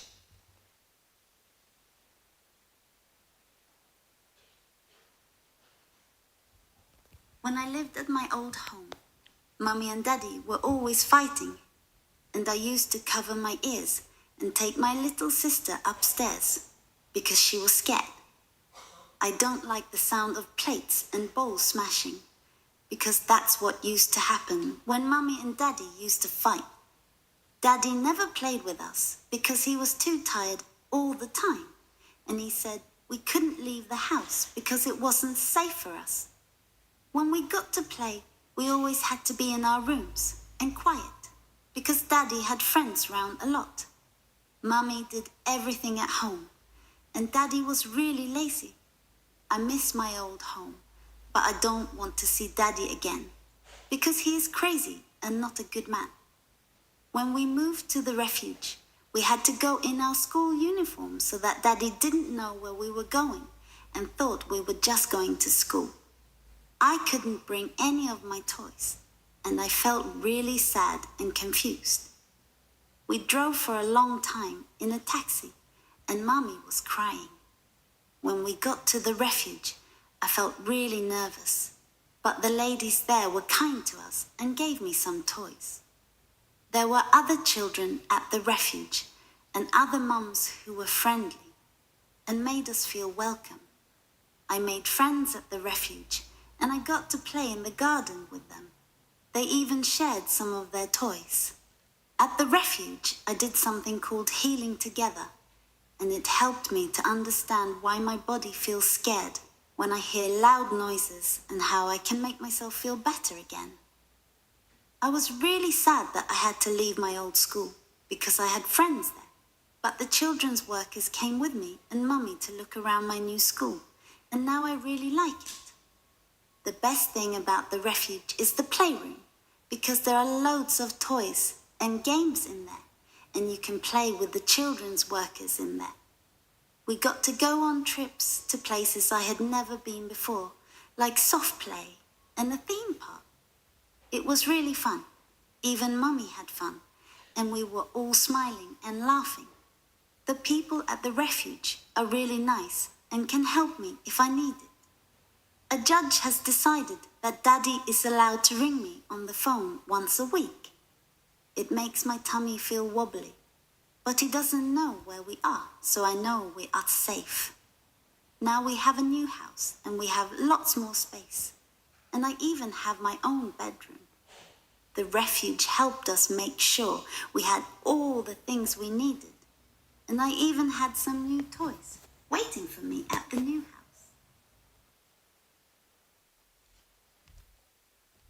Sometimes there's a family that you'll resonate with this, I think, that you're never going to forget who you work with. And this family came into our refuge, 3 kids, no recourse to public funds. The perpetrator made the mum and the 3 kids lie on the bed while he beat them with a broom. She came into the refuge, she stayed with us for about 1.5 years, and she was a dentist in Sri Lanka.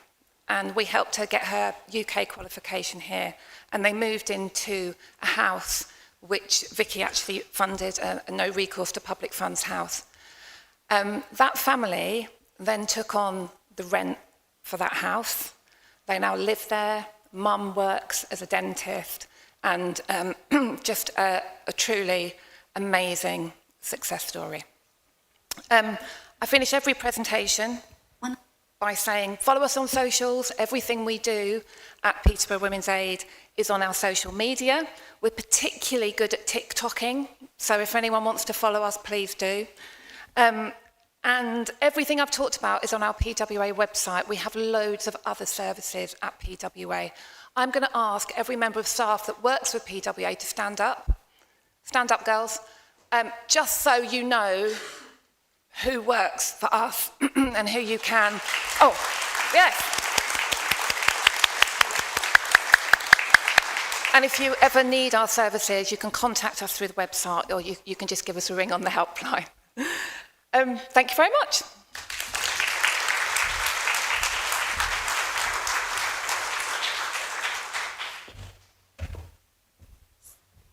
Thanks, Mandy. It's really exciting. I think Sue and Mandy from Peterborough Women's Aid are going to become the new Phil and Kirsty for the number of properties they seem to have seen in Peterborough. Like, they go, Vicky, come and see this property. And I go, that's nice. She go, yeah, we're not having that one. So up next, we've got Steph from Peterborough Rape Crisis to talk about the Young People's Therapeutic Service.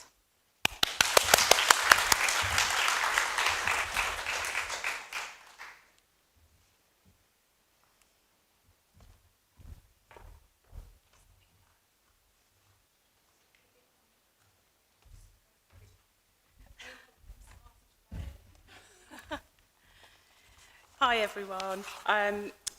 As Vicky said, I'm Steph Wyman and I'm from Peterborough Rape Crisis, and this is my colleague. Hi, I'm Jenny.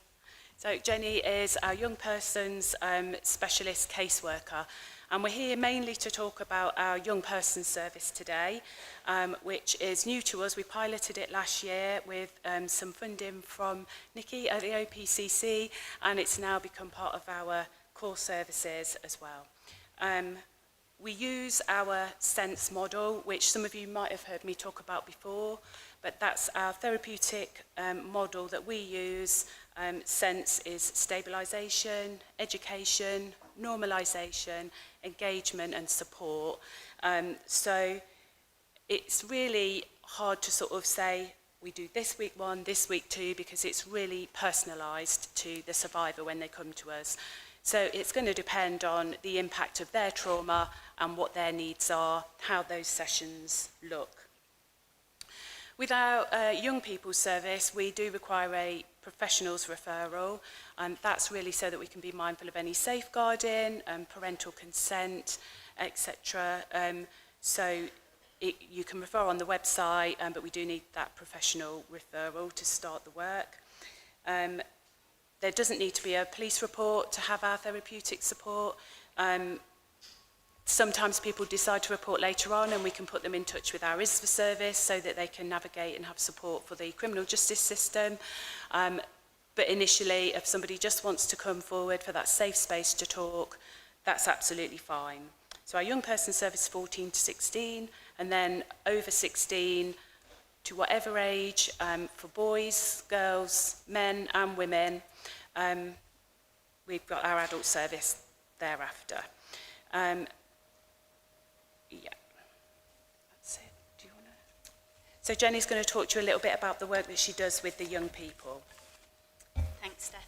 So primarily, it's, as Steph just explained, it's a very individual service, and I think this is particularly important with the young people because they're navigating so many different things at the same time on top of the trauma. So we very much tailor it to the type of experiences that they're having now. So we work very much in close contact with schools because sometimes we need to do the therapeutic support during the day, during the week when they're at school. So it's about trying to provide a safe space for the young person so that they feel comfortable to be able to talk during the school days. Some young people don't feel comfortable to do that, so we have to navigate appointments out of the school where they feel comfortable and safe to be able to explore how they're feeling and talk about their emotions. We work a lot with other organisations as well, so we're in touch with, as well as obviously schools, social services and sometimes CAMS and other external organisations as well, so that we can make sure that the young person has as much support as we can possibly get for them. And I think as well it's important for the young person to feel listened to. I think that's the thing that we've experienced the most in terms of that they feel that they've got that safe space that's theirs to use, that they're believed, that they're listened to. And even if they want to talk about other things that aren't directly related to the trauma, that they feel that they're in a position they can actually do that and they can feel supported.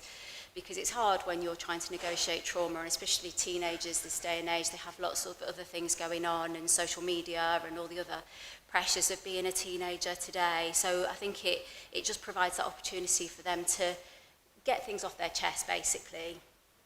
In terms of the actual practical support that we offer with the SENSE, the stabilisation can be things like breathing exercises, it can be grounding. We use lots of different tools to help with that, so we send out therapeutic support packs which can contain things such as fidget jewellery, fidget toys, grounding tokens, bubbles to help regulate breathing, that sort of a thing.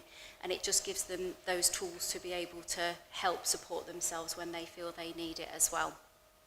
Once we've completed the sessions of SENSE, we do a tailored individual support plan. I think there's one on the screen at the moment that just gives them that reassurance, and they can just take that out, look at that, and sort of remember everything that we've gone through, because it's a lot, and sometimes they don't always necessarily remember everything that we've said in every single session. So it's just nice to have the support plans to refer to at the end, and they are very, very tailored to the individual. So if we get to know the young person, the sort of things that they enjoy, their hobbies, their interests, we try and incorporate that into the support plan as much as possible as well, and try and find out a little bit of background of who's supporting them. And sometimes it's not necessarily just parents, family or school. It can be a cat, a dog, a guinea pig or a hamster. So it's just about getting to know that young person and what's going to feel comforting and supportive for them. So as well as supporting the young people, we also support their supporter, which usually looks like mum or dad, but it could be a grandparent, it could be sister, it could be an older friend. The reason we do this work, and they get the same amount of sessions as the young person or any other survivor, is because we do recognise that we're probably there for 4 to 6 months worth of support, and then after that, this person who's supporting them at home is going to be around for a lot longer. So we try and give them the tools to carry on that work with the person that they're helping to navigate their trauma. Supporters can also just refer themselves on our website or can be referred by any other professional. So if you do know somebody that's trying to navigate that with their young child or someone else in their family, that's fine. We often find as well that when those supporters come through, there's quite a high proportion that have actually had their own experiences. So that often comes out as well, and we can look at how we do that support in terms of them having their therapeutic journey as a survivor, as well as the information and support they need to support their loved one. We've got some feedback actually from a dad. He really didn't think that the sense support was going to be for him. And it was a really tricky situation because it was all the abuse was within the family, known to the dad. He was very much, I'm a geezer, I don't do this kind of hairy-fairy talking, breathing malarkey when he first came to us. And he actually worked away from home all week, so he spent quite a lot of time on his own. But when we did the feedback with him at the end, this is what he said. He said 100% the support helped him to cope better. He didn't think it would be for him, but it was good to have someone to talk to outside of the family. And having someone different to talk to, and Bex is another one of our team, and he wasn't being given any information from Children's Social Care, and she helped him to navigate that process and be better informed as a parent with what was going on. And he was thankful for the support at a really bad time in life for him and his family, and he said it helped a lot more than he realised it would have done. And also, we also say our door is always open, so once you've accessed support with us, you can come back. There's not a limit on how many sessions. Some people come back and need a little top-up, and that's fine as well. So yeah, that's our parental side of it. I think Jenny's covered the care packages that we send out. They're very individualised. It just depends what the person's struggling with and what their interests are. So we've got some examples. We've got a stand. If anyone wants to come and talk to us, then we'll be happy to show you what we do. We do also, Nikki mentioned the artwork that survivors were involved with. We have got that on our stand, so if anybody wants to come and view it, please do. It is really informative and really inspirational, so please come and take a look at that. Do you want to do your case study bit? Yeah, so I'm going to talk a little bit about a case study, some work I've been doing with a young person just recently. She's 14, and it's more about not just the impact of the trauma, although that has been quite significant, as I'm sure you can imagine, but also the fact that her day-to-day has completely changed because school for her is not the place it used to be. It's not a safe space. She's lost lots of friends over everything that's happened, so her whole life basically has been turned upside down by everything that's happened. And it was just mainly for us, the two of us together. I've been working alongside her for a couple of months now, and it's been a lot about trying to find a new way of navigating, rather than we know that she can't go back to how things were before, but it's about working. The school have been really supportive, so we've done quite a lot of work with the school as well, and it's about trying to make her feel like she has choices and that she's confident to be able to navigate through school day to day now as things are. So we've done lots and lots of grounding work, lots of stabilisation. School have agreed to let her have her fidget bracelet and ring so that she can use those tools when she feels she needs to during the day. Schools offer things like being able to have passes so that if they need to leave the lesson at any point, they can do that. So I think it's really important that they have that, because it gives them back that feeling that they're in control, and if they're not feeling comfortable, they can access that as well. She's come so far since I've been working with her, but obviously we've got a little bit of a way to go because it's all still ongoing, but in terms of for her, she sort of feels like she's not just trying to deal with the trauma and trying to deal with everything that's happened to her. She's trying to deal with the grief of losing friends, of not being able to do the things that she used to do all the time as well.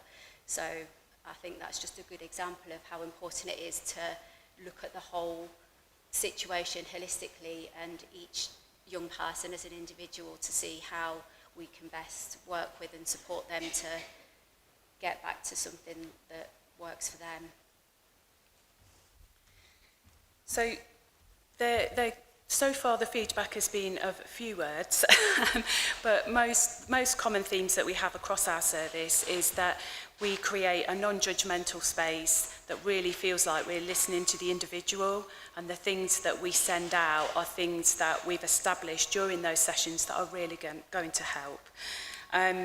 Young people have said that they found the sense sessions really good and they've really helped, and they felt really well supported. I think one of the things that personally as a professional I took away from was a recent report and webinar that I attended with the Centre for Excellence around child sexual abuse. And that was feedback from a young person that said they couldn't talk about this sexual abuse, it was just too difficult. But they wanted everyone that they came into contact with to notice. And I think sometimes we can shy away from asking really relevant questions to young people. We're scared about disclosure, we're scared about how we'll report it, we're scared about asking probing questions. They don't want probing for detail, they just want asking if something's happening to them that feels bad or feels unsafe, so that they can tell you. They then know that you're willing to listen, because a lot of young people think that people aren't going to want to listen. They're not going to want to hear that bad stuff. So if you get the opportunity and you notice, please do ask a young person or anybody, because most people will just want you to reach out and ask if they're okay and is anything happening to them that they need to talk to somebody about. Give them that opportunity. That's it.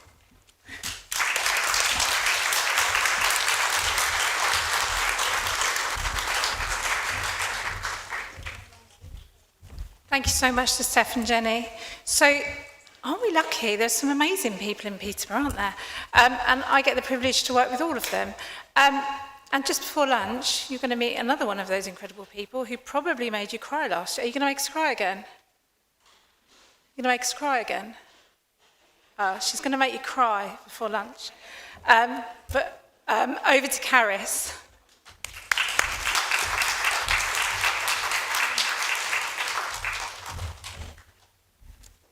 I'll try not to. So I'm going to talk to you today a little bit about the competition that I did last year.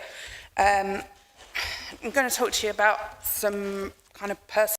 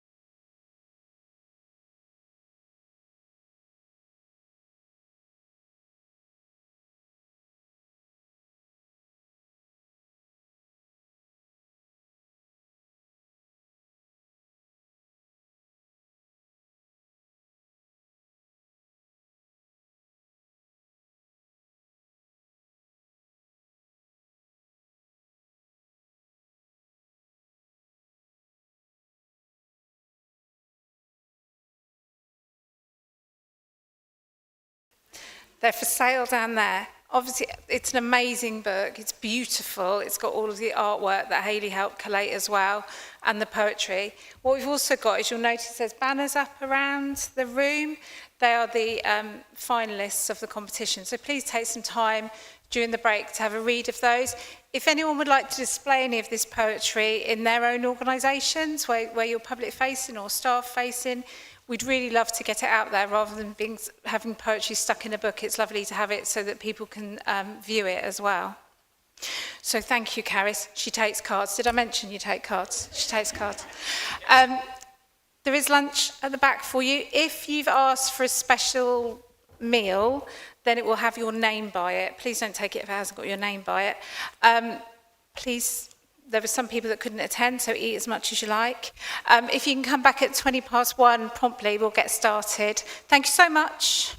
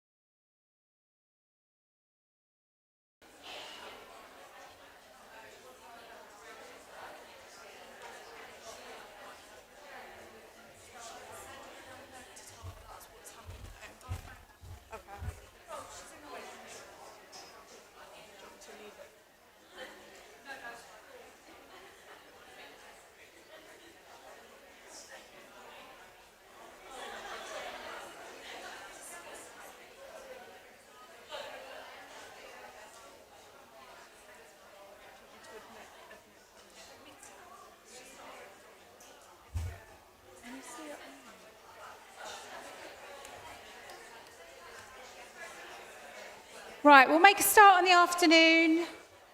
I hope you all ate your own body weight in buffet. So to open our afternoon, we've got our Chief Exec for the Peterborough City Council, Matt Gladstone.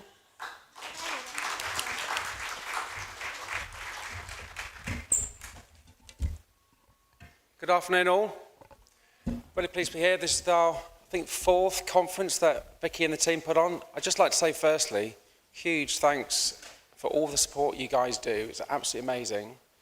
I listened to the first couple of hours. Apologies I couldn't be here for longer, but I thought just hearing some of the examples around certainly that predatory marriage case that I didn't know a lot about, but it certainly shows safeguarding domestic abuse situations are everybody's business in terms of like role of registrars in that situation.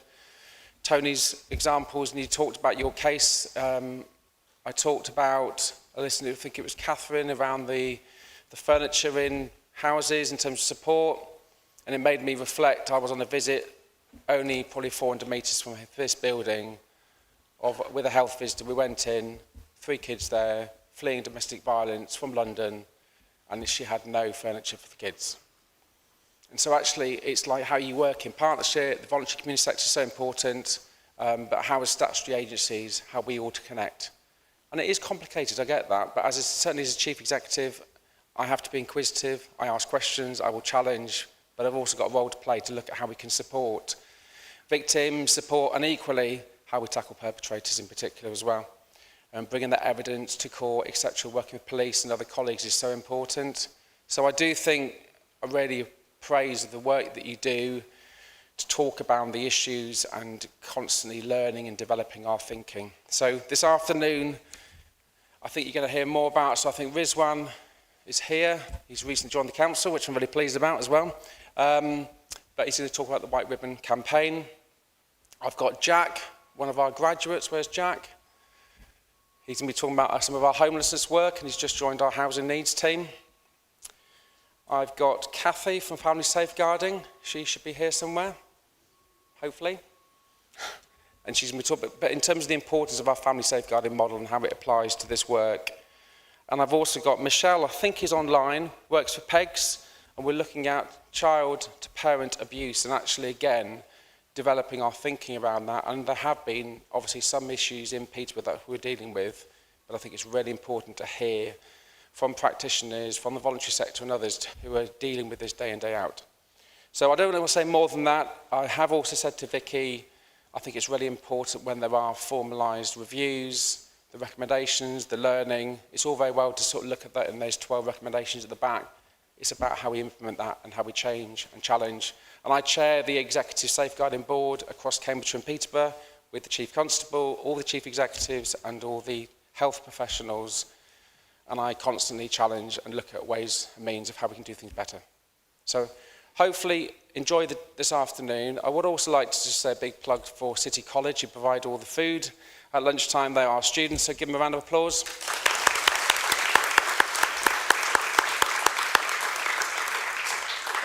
And Michelle, hopefully you can hear us, but I'm handing over to you, I think, now. Go for it.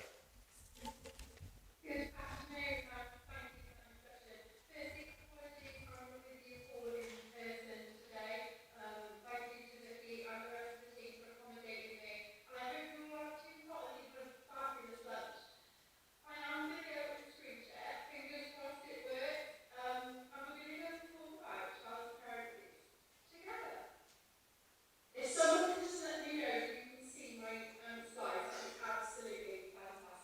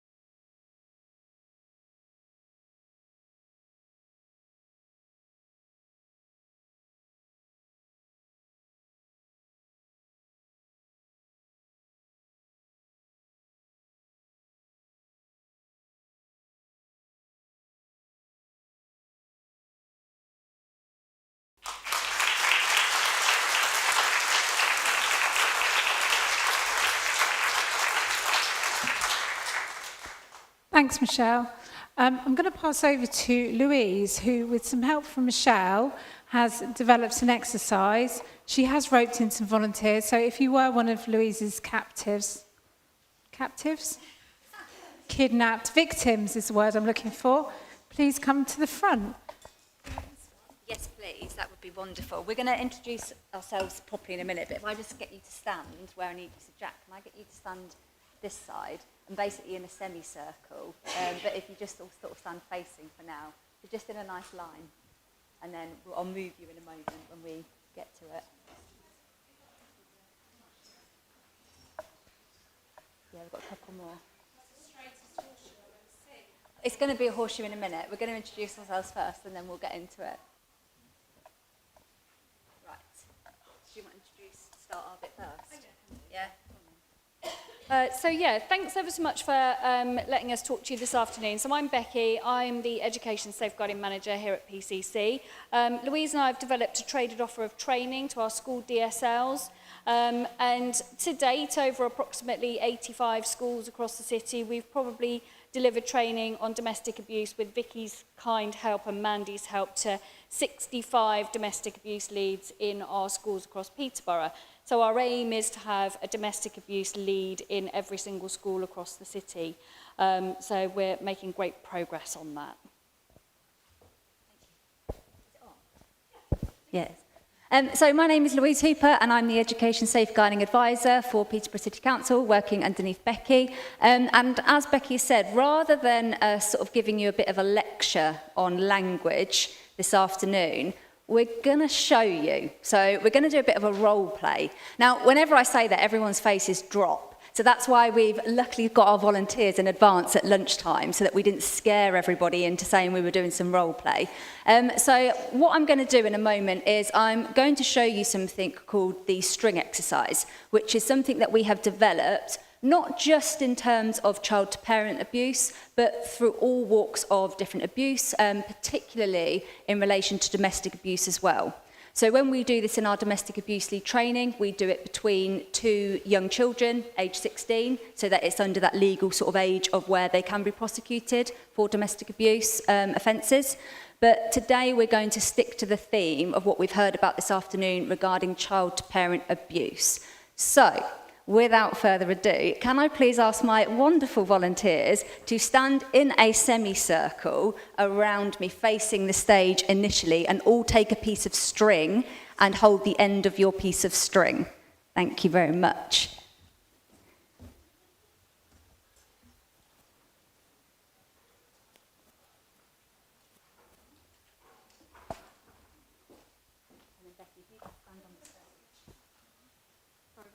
You stand on the stage facing everyone. You've just got to hold everyone's. Oh, I don't need that. Yeah, you don't need that one. Okay, then. I'm so short, I've got to stand up here, sorry. If everyone can pass the end of their piece of string to Becky so that she's holding on to the end of everyone's piece of string.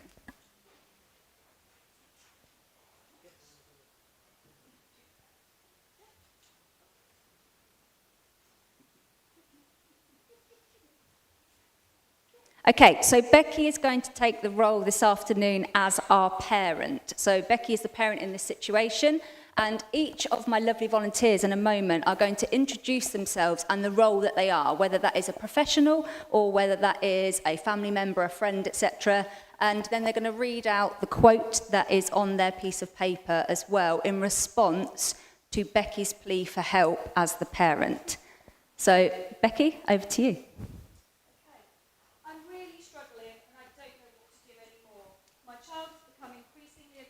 Towards me, and things have escalated to the point where I'm frightened in my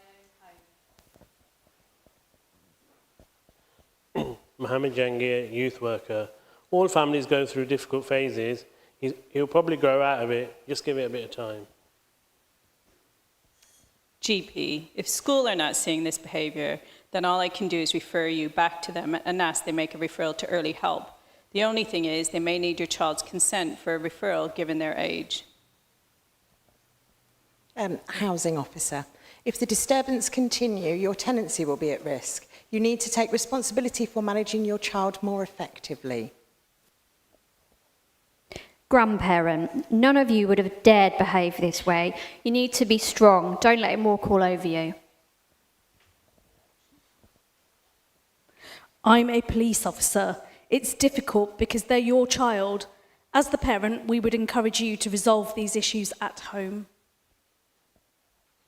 Social worker. Becky, you need to put in more boundaries and consequences. It is your responsibility to parent your child. Teacher, we don't see this behaviour here at school, so there is nothing more that we can do. Mental health practitioner. Young people often act out when they're struggling emotionally. Try not to take it personally. What support does he need? Friend.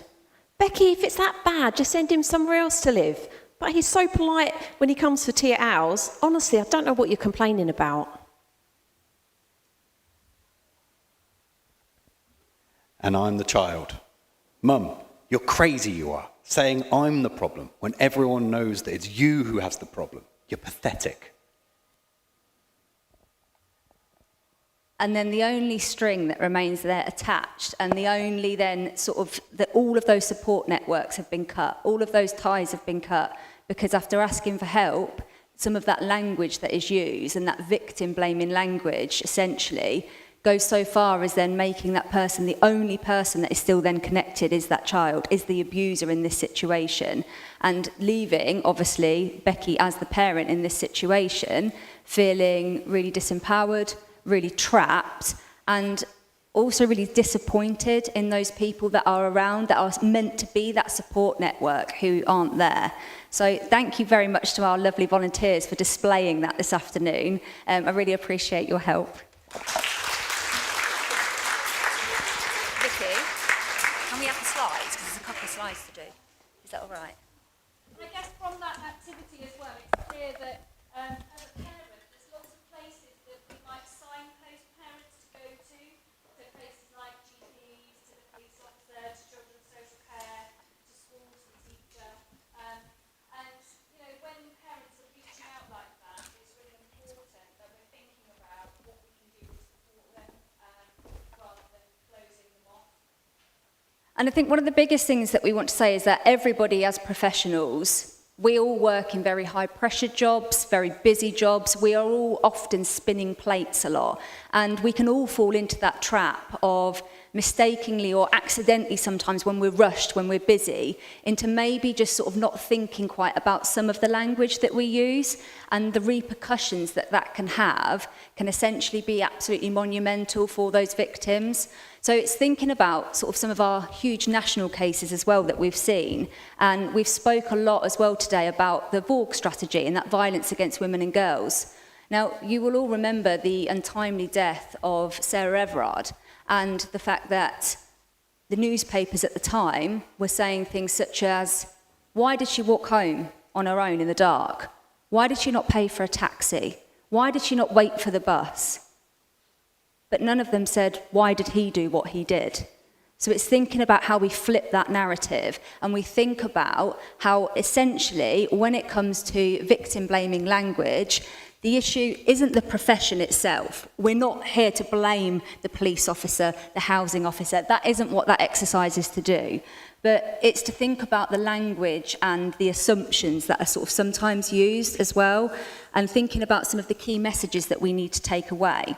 So what our message is basically, if you take anything away from this afternoon, is that the words that we choose really matter. And we've heard that from as early as this morning when Tony spoke, and some of those life sort of experiences of how some professionals, one sentence that they can take and one sentence they can say can really have that sort of massive impact as well. Just bringing you on to our last slide. So language is never a neutral. It influences how we assess risk, how victims experience support, and where we place our responsibility. So in safeguarding, essentially, words can either reinforce their blame or sort of promote that protection. So people are responsible for the abuse that they commit. Victims are not responsible for preventing it. And victims often blame themselves already. So our language that we use can either add to that burden or help to remove it. Thank you very much for your time.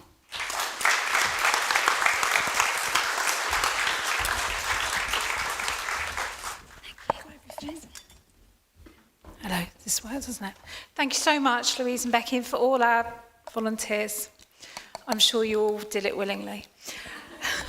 But it's a really, really powerful exercise. So I first saw it being done at your DSL training, and it was really powerful when you saw all those examples of where people have asked for help and they've been let down, and all of those numerous opportunities that someone might have asked. And we don't know when someone's asked us for help, how many other people they've had to ask along the way. So thanks, Louise. So next, we've got Vinny speaking. Vinny's usually taking your photograph. He'd still probably take your photograph while he's up here, if I'm honest. So Vinny met with our domestic abuse operations group for Peterborough, domestic abuse and sexual violence ops group, because you can do a selfie with that, your arms aren't long enough. I met with our ops group because he had an idea for a campaign, which has come to fruition. So I'll let Vinny tell you all about it.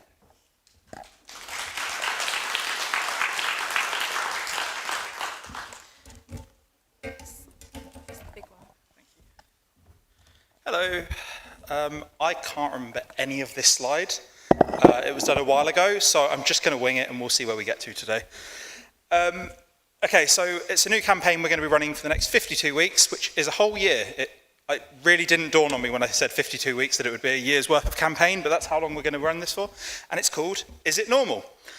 I'll tell you a bit about the backstory of this. It's kind of a story many of us will kind of relate to in this room. I was listening to a podcast, basically, one of a series, and it was a lady, and she said how actually she started seeing a guy, and it was going well. And then he told her to shut up in front of her friends, and she was like, oh, is that normal? So she just went to Google and Googled, is it normal my boyfriend's told me to shut up in front of my friends? It didn't really matter the answer. And then as this relationship sadly got worse and went on for a few years and got a lot worse, she'd been isolated, as many survivors are, and what ended up happening was she was Googling, is it normal to be locked in my house with no means of escape? Again, it doesn't matter the answer, because she knew it's not normal, but she needs that clarity, she needs that backup of her, she needs that sanity for herself. So that's where this all started. So we listened to one podcast, and then several come up. And from that, it just became a really obvious thing that a lot of people don't know what normal is anymore because that's been taken away from them. So this campaign focuses, I hope this is right, no idea what that says. So this idea focuses on that question, and it looks at the questions reflecting what real victims have asked, or their experiences. I've worked with multiple people in the room, including Peterborough Women's Aid,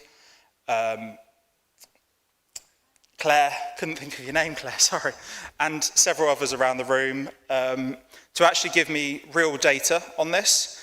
And it's a really exciting living document because over the year, 12 months, 52 weeks, it will keep growing. We're trying to normalise help-seeking behaviour, which is what a lot of us do, in this room anyway. Providing clear, immediate routes to support, and reaching groups where often it can be quite difficult to ask, is it normal? This can be across a whole sector of places, and individually in here, we probably cover a lot of those groups. And it's things like this which bring everyone together. We're hoping with this campaign, we can continue to do this outside of this room today. I am nailing this. Sorry, I'm just really proud of myself. Okay, so the campaign covers, I should have numbered them, but I've done them by letters, A to G, which is, 6, 7 different areas. So we are looking at traditional routes of adults' domestic abuse, okay? So that's the main, asking those questions, is it normal? So that could be anything from, is it normal for my partner to monitor my messages, to, is it normal to feel scared at home? We're then going to be covering children. So that's both children in a house where abuse might be happening, but also children that are experiencing abuse directly to them. We're looking at adolescents and this was where Peterborough Women's Aid really came in useful because they've done a lot of the research into this, so big shout out to Mandy. But actually adolescence is quite an interesting one, especially at the moment, especially in the last 12 months, there's been a lot. There was the Netflix drama, there's the manosphere stuff with Louis Theroux and everyone else, but also adolescence is that weird age range, however you want to define it, I'd say about 12, 13 to about 21, where actually talking about things like sex is actually quite normal, probably more than it is the rest of you. If I went around and started talking to everyone about sex, everyone would think I'm a weirdo. But at like 18, 19, 17, whatever, it's almost accepted. So it's learning where the lines stand. And also, social media has more of an impact. You can ban it to 16, but then 16 to 21, you're still going to have it. And actually how social media, phones, smartphones, these are all things that I think I'm probably amongst the last generation of people that got away with it, is the best way of saying it. And anyone probably younger than me is now at the point where that's a complete impact in their life. We're going to be looking at the elderly. Had a lot already today on elderly abuse, but we're going to be looking at that completely and the messages through that. Cultural and religious. So I know Rizwan, if anyone's ever heard him speak, speaks very passionate about this. Because a lot of the time, cultural practices aren't religious practices, but also there's religious practices that aren't normal in, say, or shouldn't be normal anymore. Because they're traditional doesn't mean they're right. So that could be anything from FGM to honour killings to arranged marriages and everything else that you can think of. I think every faith has some kind of issue going on with this, so we're going to look at things like that. The LGBTQIA plus communities, from outing people to using gender against them, and a whole spectrum. There's a whole spectrum of things there, which I'm not going to go into every individual one. I've only got a year as well, but the plan is to go into as much detail with those. And finally, looking at SEND communities, everyone from, we've already spoken to the Cambridge Deaf Society who are here, but including schools, looking at kids, adults, people with SEND needs, and how we get these messages to them. We have quite an interesting way, which I'm about to show you, of showing this. I hope it's on here. If not, I've brought posters. But what we would like to do is try and make sure messages are translated into different languages. Translated them, so if you're in certain languages, they'll have certain problems that maybe don't always correlate to other languages or regions or parts of the society. That's fine, because what we can do is we can make sure these are tailored to those individual areas. So when posters go up, when social media is campaigned to certain people, we get those people. And part of the SEND communities is also making sure things like British Sign Language, if you've got young kids, Makaton, Easy Reads, we're going to try and incorporate these. So we'll work with experts in this room and partners and extended to make sure these messages do get out. So what are we going to do? I genuinely thought it was going to come up there, and it's not there, is it? No, it's absolutely not. Okay, I don't know how to go back. So I'm just going to read. Sorry about that. So what we've created is, and I'm really, really sorry, I've only got posters. Those in the back, though, they are all available at the back. You can go get one. We've got loads of printed out. I hope everyone takes one.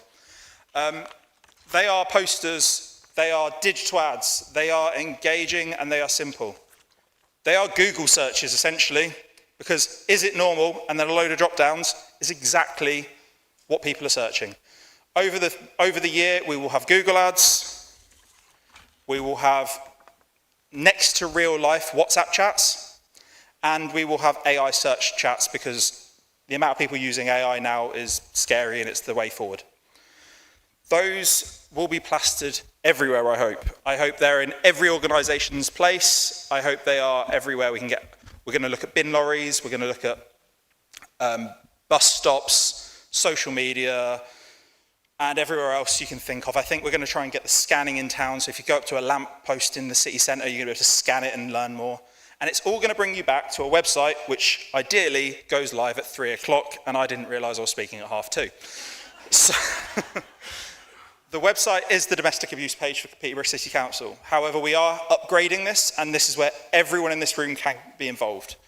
Currently, we are going to be directing people to the DASV website, and we are going to be directing people to the Peacock project. However, if you are not on there, we would like to add a list of every charity, help, sector, whatever we can, to this website. We want it to be a one-stop shop for people in Peterborough to go to, And with that, you would need to send us a logo, a bit of blurb about yourself. I'll go to Vicky to make sure you're approved. I don't want any stray charities on there. I know what you like. But I want everyone to be involved. As part of this, we are offering on this page blogs that can help everyone. So I'm not going to write this because I am not an expert. You can probably tell I'm not good at this bit. I'm just good at talking for a little bit. But what we would like is blogs from all of you, and we invite every single person in this room to write a blog. They can be lived experiences where we'll keep people anonymous. That's fine. They could just be about how your operation, I'm going to say an operation because it could be a charity, it could be a business, it could be whatever you are, how you help people that are survivors or need to get out of domestic abuse situations. Those blogs, I'm hoping, will only go up when you send them. So if everyone sends me one today, well, then I'll have a lot of work to do tomorrow. But if you send them across, we will make sure we try and use every single one of them, and they will link back to your website, which also looks really good to have a government website, a .gov website going back to your website. I'm just throwing that out for SEO purposes. And that's pretty much it. What I'd like to just finish on is just how we're going to get this out. So it's, social media, clear links to support, and through the year we might do the odd video. I've got a background in video, so it makes sense for me to do that. I quite like doing videos, but if you want to give it a go, you absolutely do it and send it across. That would be great. And that we will keep people safe. We will do it in a way that keeps people safe if they want to be anonymized. If it's someone in this room who wants to just talk about your own business and how that can help, also great. The landing page will be a big part of this. And then finally, just to reiterate the messages. So it's making sure that abuse isn't always physical. Asking quietly is still asking. At the end of the day, if someone is asking, we will listen. Trust the small warning signs. But overall, it's what feels normal might not be healthy. Okay? Just because everyone else does it means it's normal. Doesn't mean it's good for you though. So that's where we're going to ask. I would also like to say that all of the Google searches, again, you will have to see this later. It should have been up there. That's my bad. We have incorporated a list of answers. I would say 3 are absolutely red flags. 1, I would say, is relatively normal and I think is quite a healthy way of looking at things. And 1, I would say, it all depends on context. I'm not going to tell you which of those is which on these. You can discover it for yourself. But yeah, if anyone would like to send us things, you should all have Vicky's email. I'm going to direct them to her and she can forward them to me. But thank you for your time and have a lovely afternoon.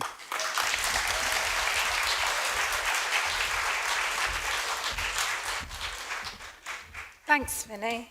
So, what do we do? There was your other slides, look, Vinny. Do you remember doing that one? No, it was a while ago, Vinny, it was a while. So, thanks, Vinny. We have had quite a lot of the posters printed up ready for you to take away with you. So the more people that can take the more posters, and you may have to acquire your own blue tack from somewhere. But get them up all over your organisations or anywhere that you can would be much appreciated. And then follow Peterborough City Council and be sharing far and wide. So, next I've got Rizwan is coming to talk to us about the White Ribbon Campaign.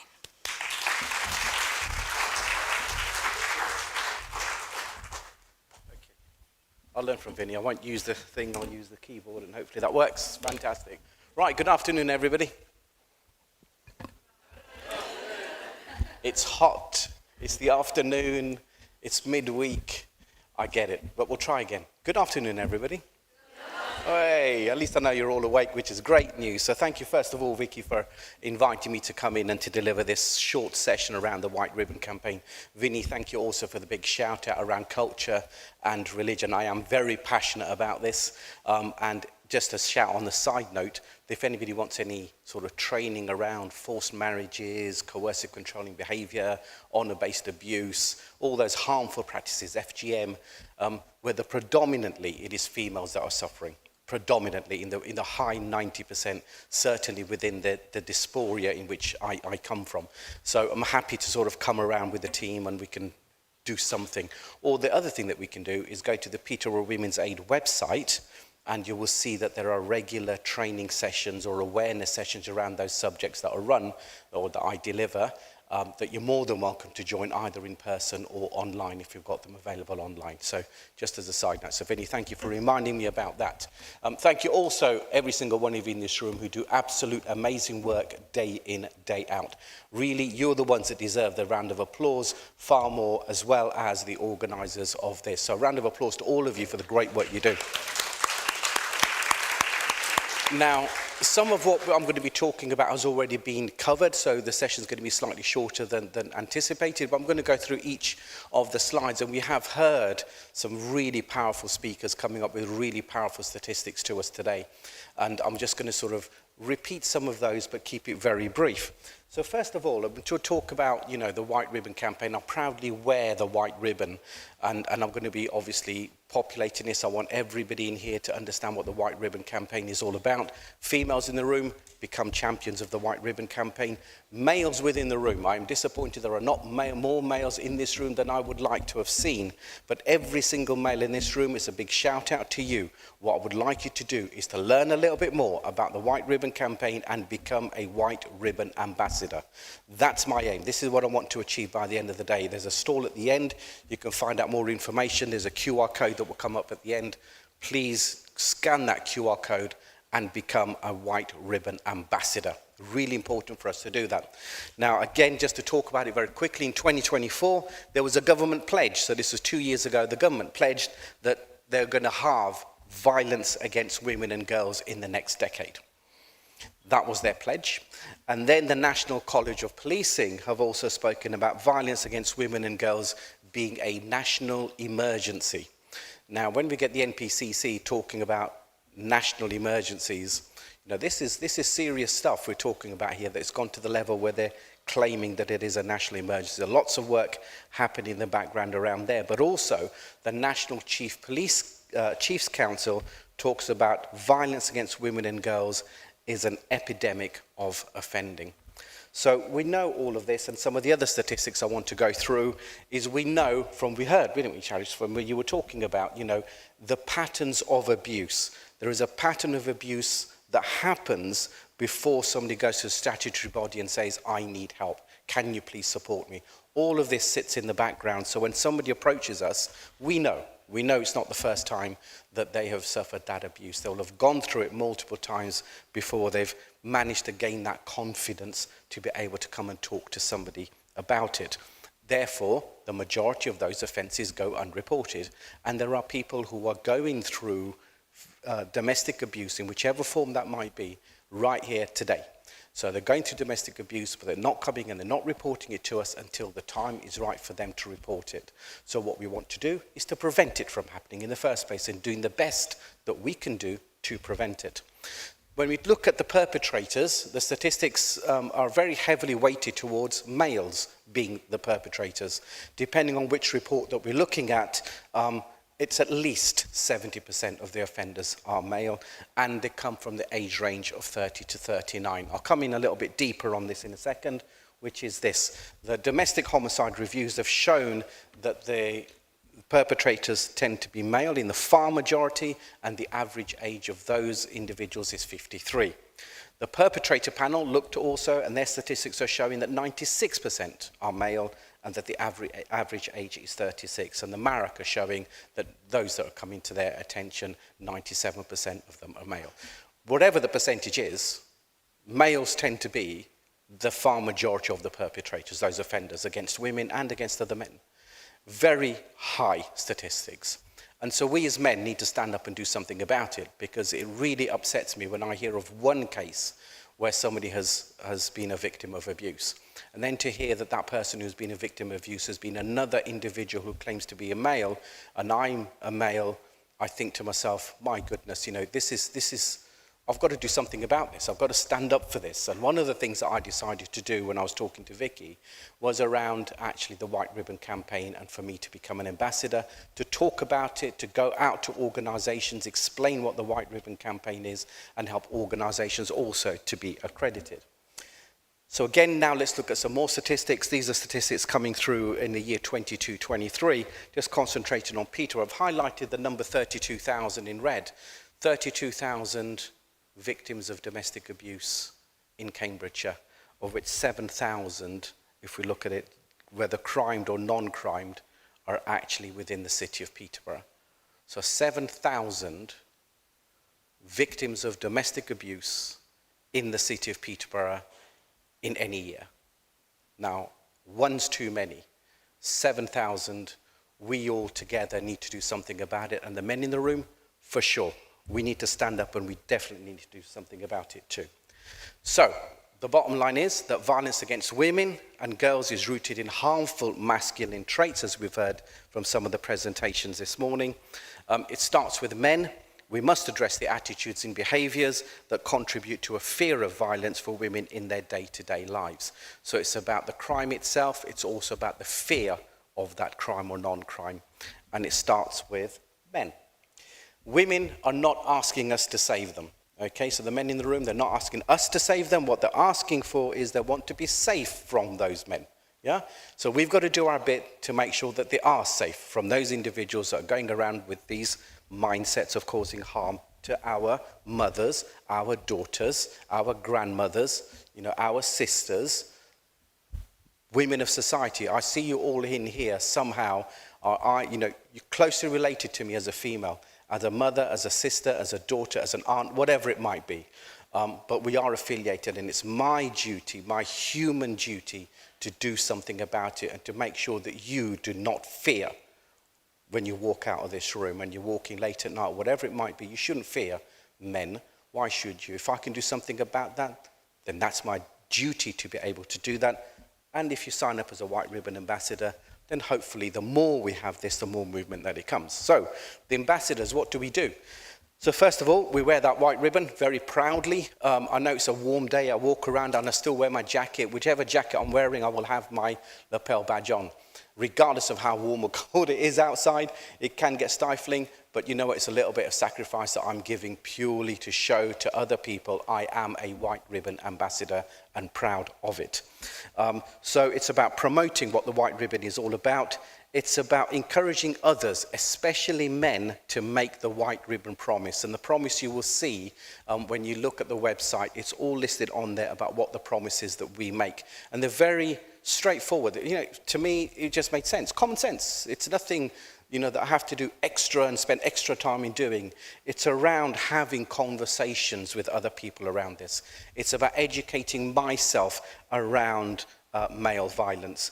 It's about making sure that if somebody comes to me and says, I need some help, I can signpost them to the right charity, the right organisation to give them the support that they need. And it's also using social media and other platforms to raise awareness and engage with other people.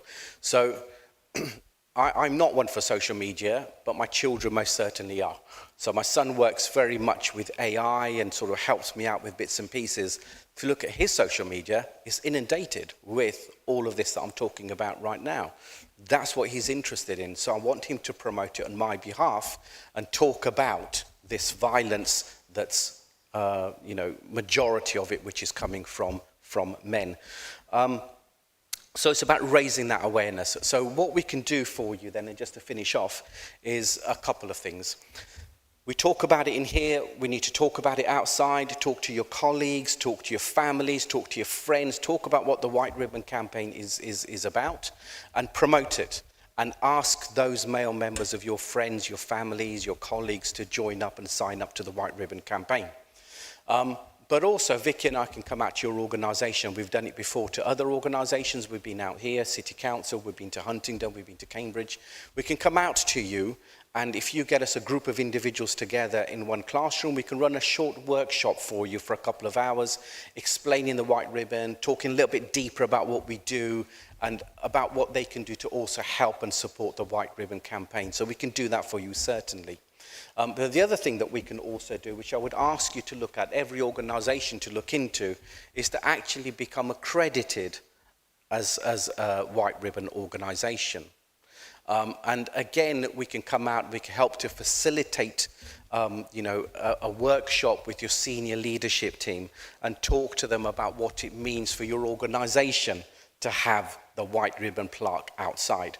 Now, I think that's going to be the next aim for me till the next conference, because I don't see any plaques outside the city of Peterborough in any organisation showing the white ribbon, unless I'm mistaken.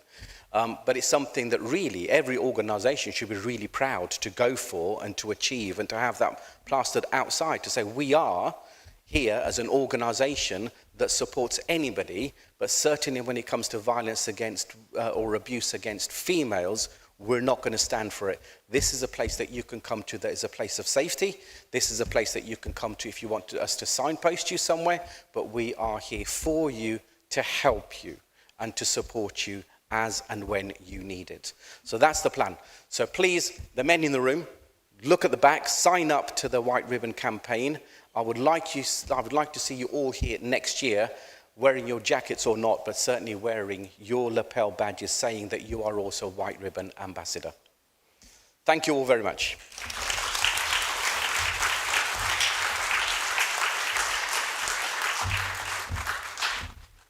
Thank you, Riz. Yeah, there's resources at the end of the room, and we can show you how to register as champions and ambassadors. So we just have a quick change to the sequence.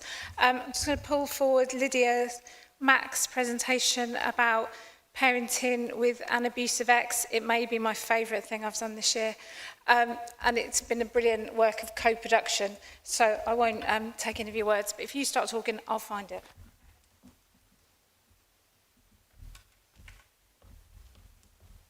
Thank you, Vicky. So yeah, my name is Lydia Mack. I'm the Reducing Parental Conflict Lead for Cambridgeshire and Peterborough.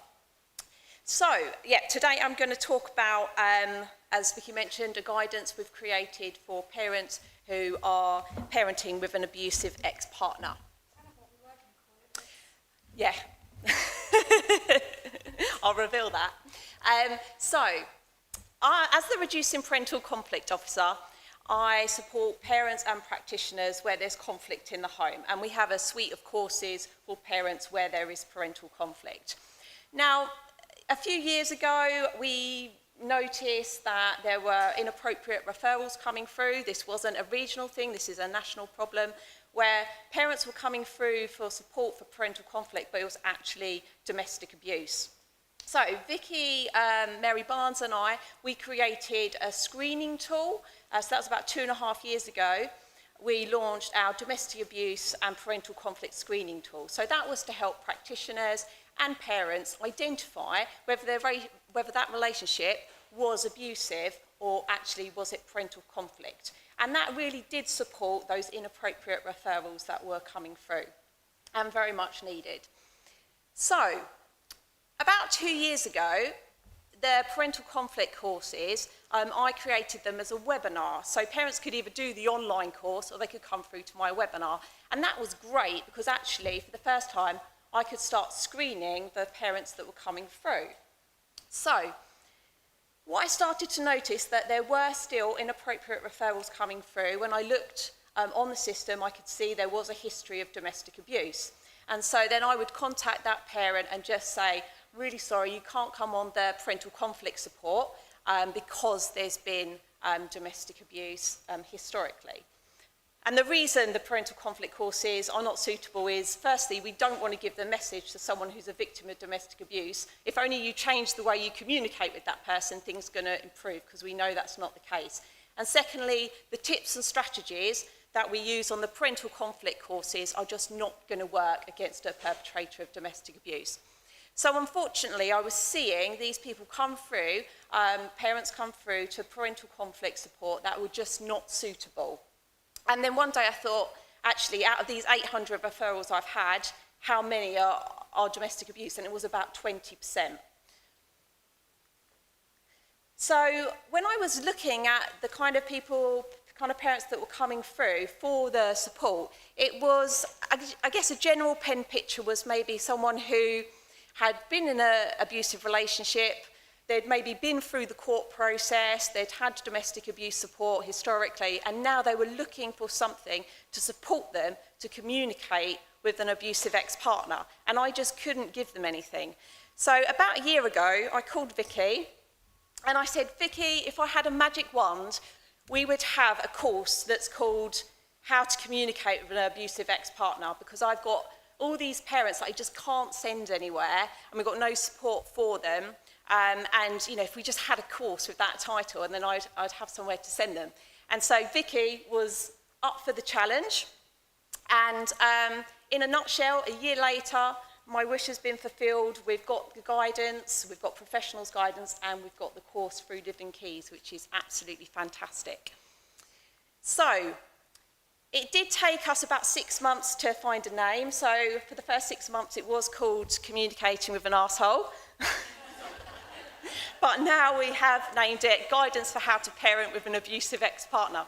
So Vicky and I knew we couldn't do this, just the two of us, and this guidance was co-produced.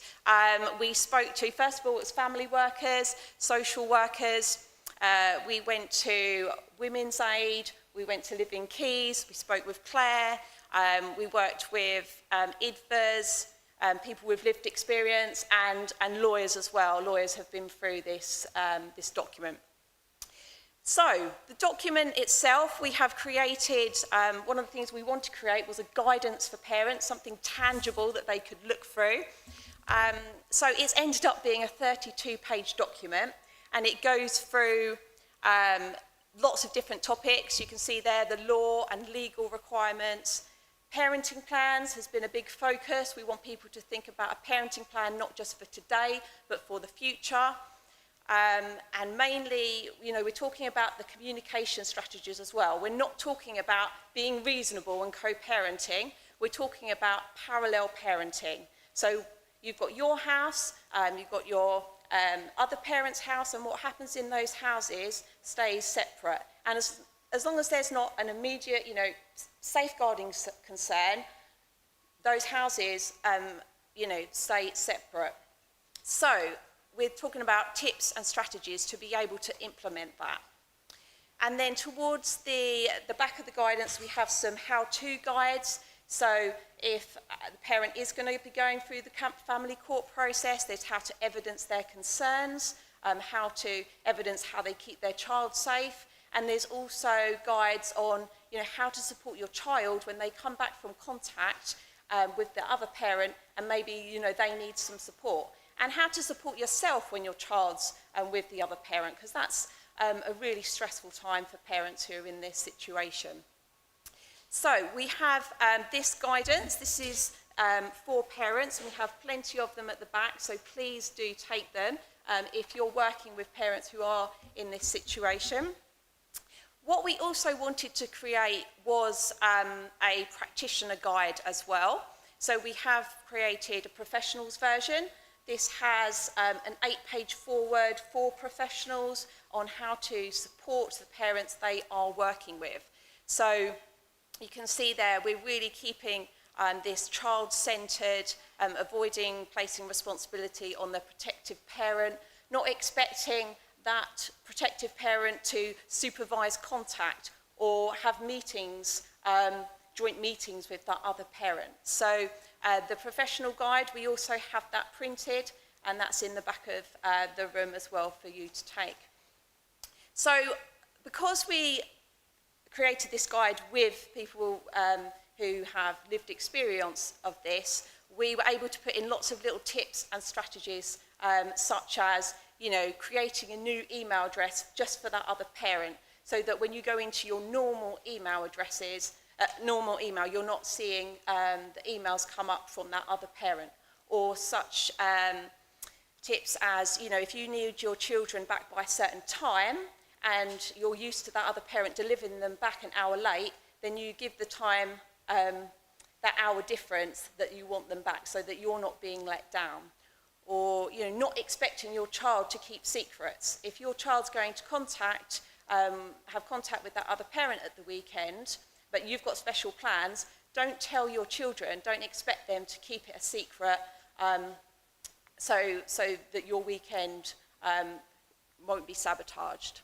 So lots of practical tips for parents.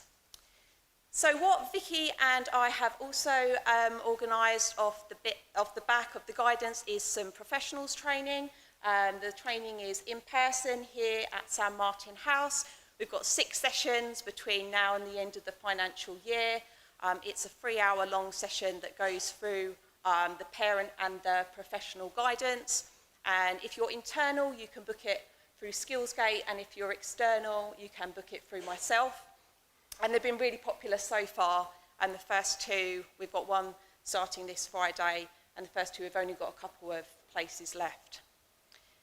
So my dream of a course has come true. Living Keys have produced a 6-week course for parents. They're in their third week this week. So Linda and Caris have designed this course, and this is the pilot. You know, we've not done this before. So it goes through all the tips and strategies of the guidance and helping parents implement those strategies. And of course, they have that peer support. So yeah, thank you to Living Keys for putting this course together to go alongside the guidance. And there is definitely plans for future courses this financial year. So that's it from me, apart from please do pick up the guidance. There's plenty of copies at the back of the room. If you would like Vicky and I to come talk to your organisations about the guidance, we'll be more than happy to.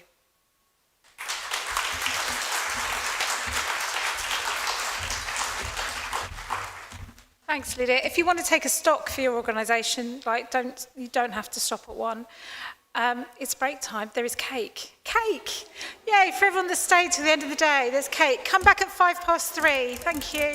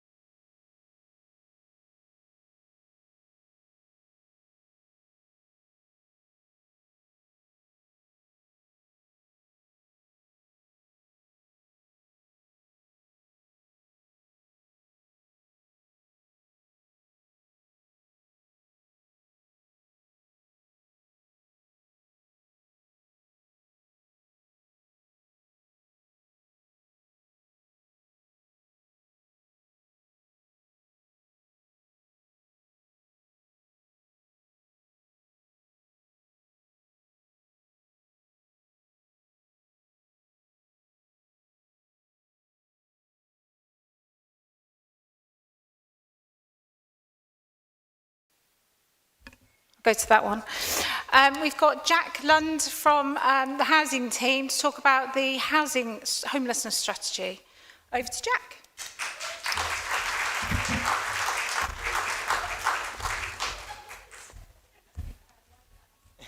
Hi, I'm Jack. I'm the Housing Needs Partnership and Strategy Officer. It's not the one I thought it was. So every 5 years we create a homelessness and rough sleeping strategy, and our current one comes to an end this year, and our next one becomes live in 2027 and will run until 2031. A lot of the stuff I'm going to say about the strategy has already been said today, and I hope that you find that reassuring and not incredibly boring. So when looking at creating the strategy, we had to look at who the strategy was for. And when reviewing who approached our service, we realised that fleeing domestic abuse was the third most common reason. I should add that this slide was made before the Renters' Rights Act came into place. So I looked this morning, and in the past 3 months, domestic abuse is our second most common reason for approaching the service. So it's even more important now that we have kind of support for survivors of domestic abuse at the heart of our strategy and how we work. In order to ensure that the strategy met these needs, we held engagement sessions with providers specifically focusing on domestic abuse, and we also met with people with lived experience. And what this has meant is that there is support for people fleeing domestic abuse throughout the strategy, whether that be explicit support or just other actions that also benefit people with similar needs. The strategy has 5 main pillars. These are prevention, how we can stop homelessness from happening, which is cost effective, but also probably the best outcome for people who may be at risk of homelessness, and it avoids that big potential period of trauma. Effective intervention, so when we can't stop people from becoming homeless, as is often the case with domestic abuse, what can we do that means that their experience of homelessness is, if not a positive one, then a supportive one? Accommodation. What accommodation can we provide that is safe, that meets their needs, and also looking at what long-term accommodation options we can signpost people towards. We also have recovery. This is in terms of both substance use and stopping kind of long-term repeated homelessness. And then finally, we want to look at systems and culture.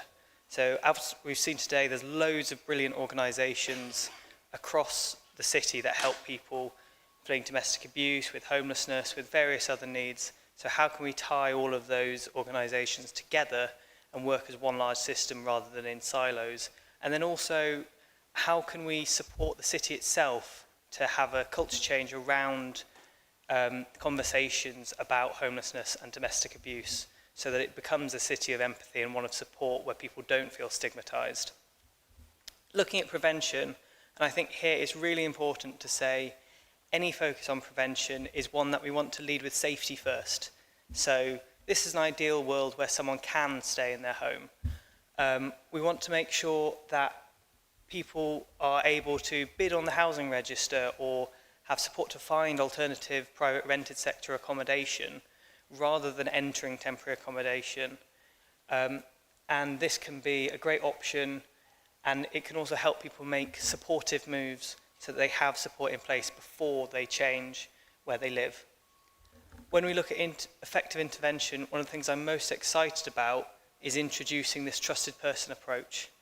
If you want to know more about it, then I suggest you look at kind of Changing Futures website. They have some brilliant resources, but essentially what it is the people that you work with will have organisations or friends or professionals that they have pre-existing strong and trusted relationships with.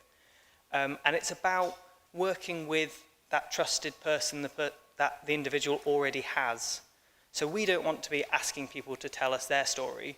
We want to be communicating with their trusted person so that we don't make people tell their stories over and over again.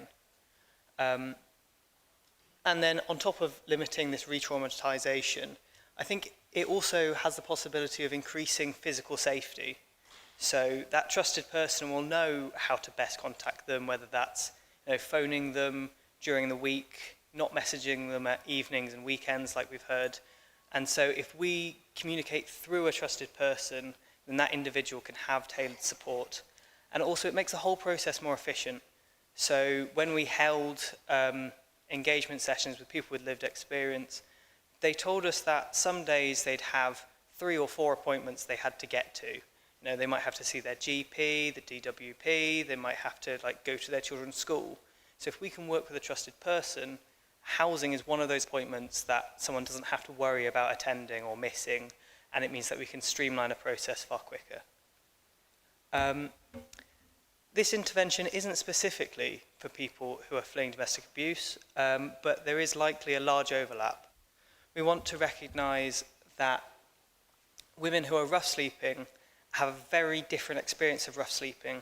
It's quite dangerous, and lots of women don't just bed down on the street or where you can see them. The Solace Women's Rough Sleeping Census has been running for, I think, 4 years now, and kind of picks up on different forms of hidden homelessness and rough sleeping. So that might be people engaging in survival sex, that might be people who are just walking around all night, or going to kind of 24-hour fast food venues just to have somewhere safe to sit. And it uses organisations across the city to talk to their service users and say, in the past 3 months, have you ever had nowhere to go at night? And that's how we pick up on those people, rather than going out and doing a count, which has been found to miss a large number of women who are still in very similar situations in terms of precarious housing. Our other hope with this census is that it picks up on what services women are accessing. So we know where support's being accessed and where there might be gaps in support that we can fill, or maybe find alternative, more effective pathways for. And then looking at accommodation, we also are going to produce a supported accommodation strategy. Part of this is looking into women's only temporary accommodation settings, as we've already heard. And I think everyone in the room knows this, but there's problems with, say, having shared facilities with men for religious reasons, for reasons relating to trauma, and then also needing that kind of safe space. So we want to have a look at what accommodation options suit people with these specific needs. And then sort of holding those temporary accommodation settings to account. This came out of a conversation not with someone with lived experience of domestic abuse, but with someone who had experienced homelessness. And he came to this session that we were holding and he said, when I stayed in one of your temporary accommodations, the security guard treated me really badly. So he said, oh, did you report it? Did you tell anyone? And he said, no, of course I didn't report it, because I'd be kicked out, because people would say it was my fault. And we don't think that's fair.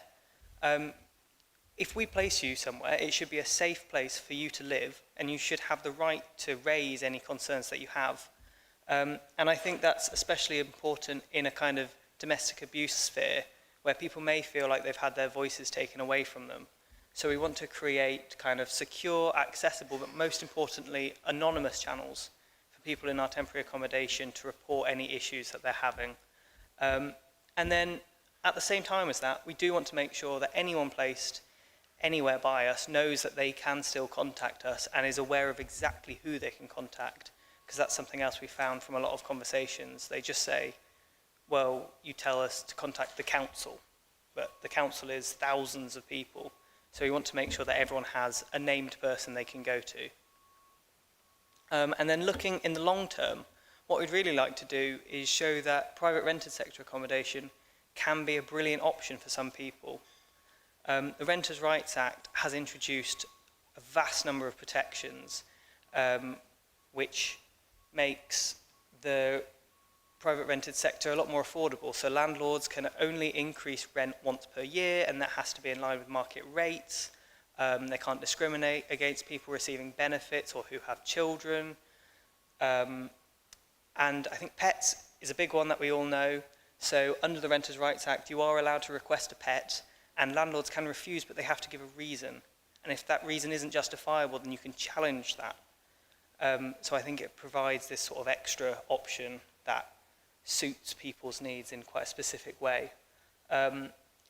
People did tell us that some of their fear around private rented sector were dodgy landlords or rogue landlords. So part of the Act also introduces a private rented sector database of landlords, so prospective tenants can go and look up their landlord to see if they have any history of, poor quality housing or rent hikes, kind of give them more security in who they're going to be renting from. And then I think private rented sector properties have some massive advantages over social housing. We heard earlier that 98% of social homes come without flooring. Private rented sector properties come with flooring.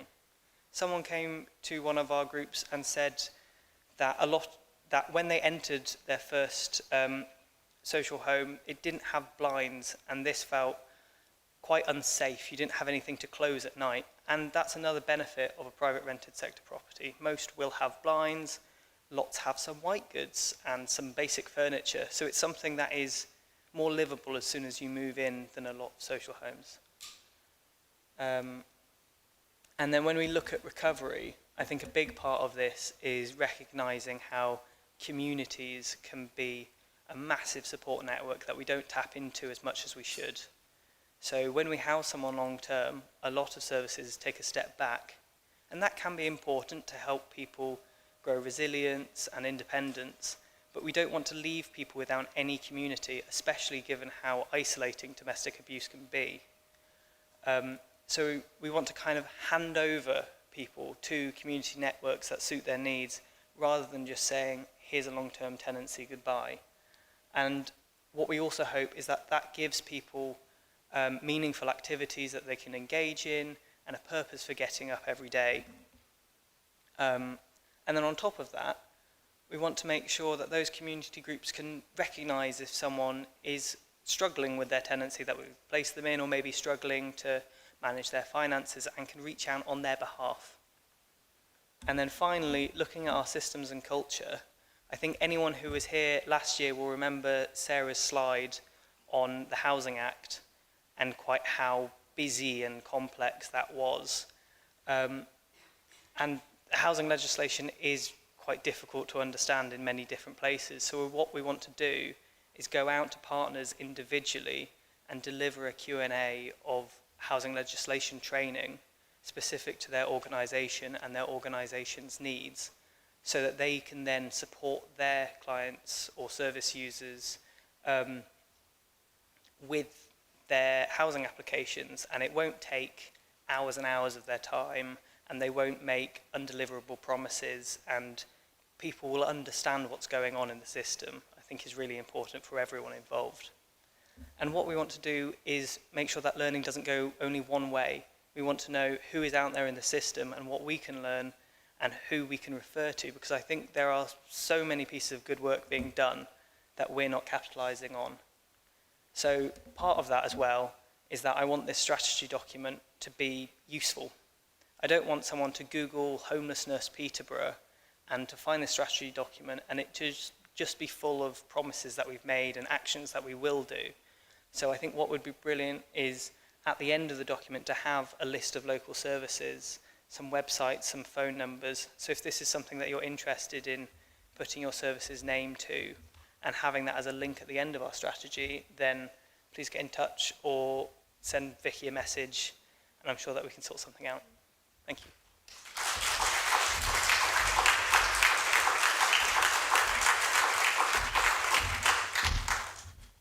Thanks, Jack. Jack, you missed something out of your talk.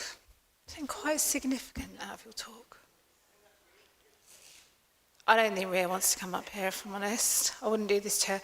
So, for more years than I care to remember, Rhea and I, with the help of Jack and Sharon from Standing Together, have been trying to improve some of the work that's happening within housing. This time last year, at the conference, Sarah Skase said, well, by this time next year, we'll have DAHA accreditation. And skin of her teeth. It was last week that they were awarded DAHA accreditation. So everyone give a round of applause for Rhea, really.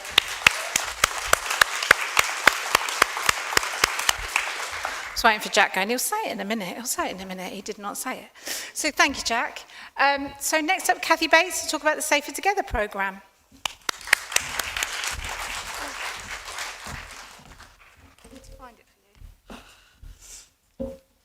Good afternoon.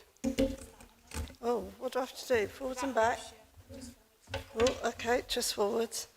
Without political reference, I'm going to refer to you all as the Remainers. You've all remained for the afternoon, and for that I'm incredibly grateful. Well, just for me. So I think most people at lunch saw I was on and thought, no, I'm off. I'm not doing that. So a lot of you know me, a lot of you don't. My name's Kathy Bates. I work for Bernardo's in Peterborough. And we are incredibly lucky to work with children's services in the family safeguarding model. We work with social workers, child practitioners, and we deliver part of their adult worker process. So when the family safeguarding model came into Peterborough in 2018, it was seen that there was I think it used to be referred to as the toxic trio, angry triangle, I think it's been called all sorts over the years, where there's a reflection that domestic abuse, mental health and well-being, and drug and alcohol abuse are key factors in parents being able to parent their children to the best of their ability with the knowledge that they need to be able to support them to thrive and grow into independent individuals themselves. So we were lucky to be part of that process from 2018. I've been part of that process, as have the 2 domestic abuse workers that we call DAP workers, so if you hear DAP thrown about. And Rebecca's here with us today, I'll give her a little wave. Trudy got the memo saying the weather was going to be great because it was the conference, so she's on annual leave. But all in all, being around from the beginning has really given us some key time to build relationships, do some critical pieces of work, and it really does work. The victim side of the domestic abuse work is the bit that Bernardo's focus on. And the programme we used was written by probation, which is why the referral to victim and perpetrator is so prevalent throughout the programme. I know Adele's here as well today, and she works for probation and she manages the perpetrator side of the work that we do. So what do? We offer a trauma-informed approach to parents affected by domestic abuse. We're independent from children's services, but we work in close partnership. And the support we offer is inclusive and flexible. We try and tailor it to the client we have, and we are very, very mindful of some of the chaotic worlds in which families live in, and we try and work with them to engage in the right place and time for them. Woo! So these are some of the sort of subjects that we talk through. It's a 10-session programme, so I'm a bit of a swayer, so I think I'm coming in and out. It's a 10-session programme. The referrals come directly from Children's Services, which is probably why we don't kind of promote ourselves. We're strictly those on plans of some sort. We offer structured session intervention. We provide one-to-one support. We have tried groups, but it's a cohort that doesn't necessarily want to engage in a group setting. And what we've also found is there are a lot of partners who deliver group-based support that we can kind of refer to. I'm not going to give a shout out to Women's Aid because they've had loads today, and I was talking to them outside earlier. But they also asked me to keep this short, so I will mention that. So participation with a domestic abuse programme within family safeguarding, despite how a person may feel at times, it is totally a voluntary process. They don't have to do the Safe for Us programme. It's not mandatory, but we really do try and engage with families to talk them through the barriers that they may face with engaging in the first place. But we definitely don't sort of force somebody through a programme. We do like to engage and support that they understand what domestic abuse is before they say no. And a big focus for us, it's over there as well, great. A big focus for us is the fact that majority of our aims are around highlighting the impact on children. So we want parents to not feel blamed for that, or feel victimised, or feel like rubbish parents, but we do want to support them and equip them with the tools that they need to be able to support their children and understand some of the devastating impacts that domestic abuse can have on unborn all the way through to adulthood and into adulthood. So this is our aim. I've sort of talked about this a little bit. It meets our Bernardo's values. We want safer, happier, healthier, more hope for children. What have I put on there? Yeah, we want to offer it at the right time. I've said all that. That's fine. I'm doing it as quick as I can. We do offer other support within the Peterborough area. We run the child and family centres. We cover early years family support, and we also have community provision. So please don't feel you can't reach out and ask questions. We've been in the community for a very, very long time.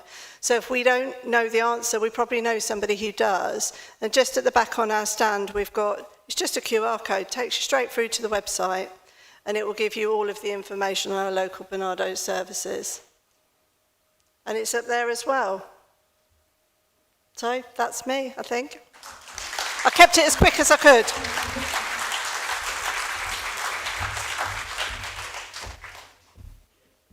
Short and sweet. Someone left their talk here. Anyway, so we've come to the end of the day. That's all our speakers. But we have got a lot of people to thank. If you would like to get in touch with any of the speakers, if you just email me or Martha directly, we'll be able to put you in touch with the right people. If there's anything else you'd like to hear about, anything else you'd like us to do as a partnership, please get in touch. So in terms of, we need to get our clapping hands ready. In terms of thanks, my first thanks is to Martha, who has put in a phenomenal amount of work, and I don't think this would have come off without her. So first of all, to Martha.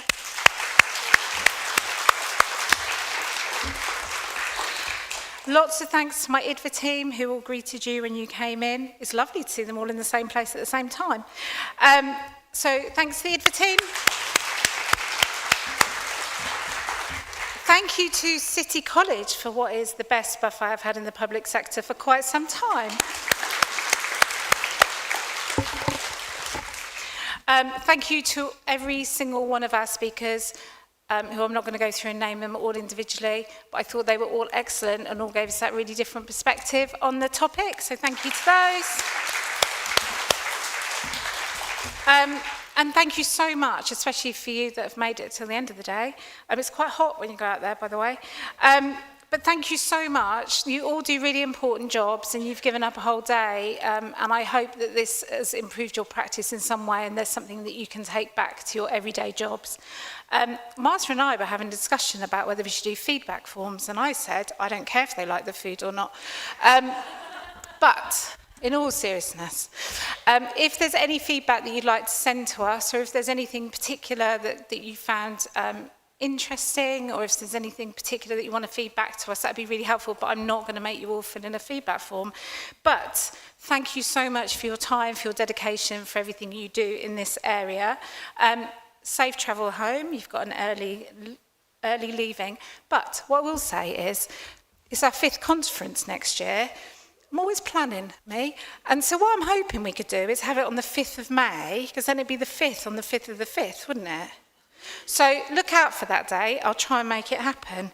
Put it in your diaries now. You've got no excuses. But thank you so much. Have a safe travel home, and lovely to see you. Thank you.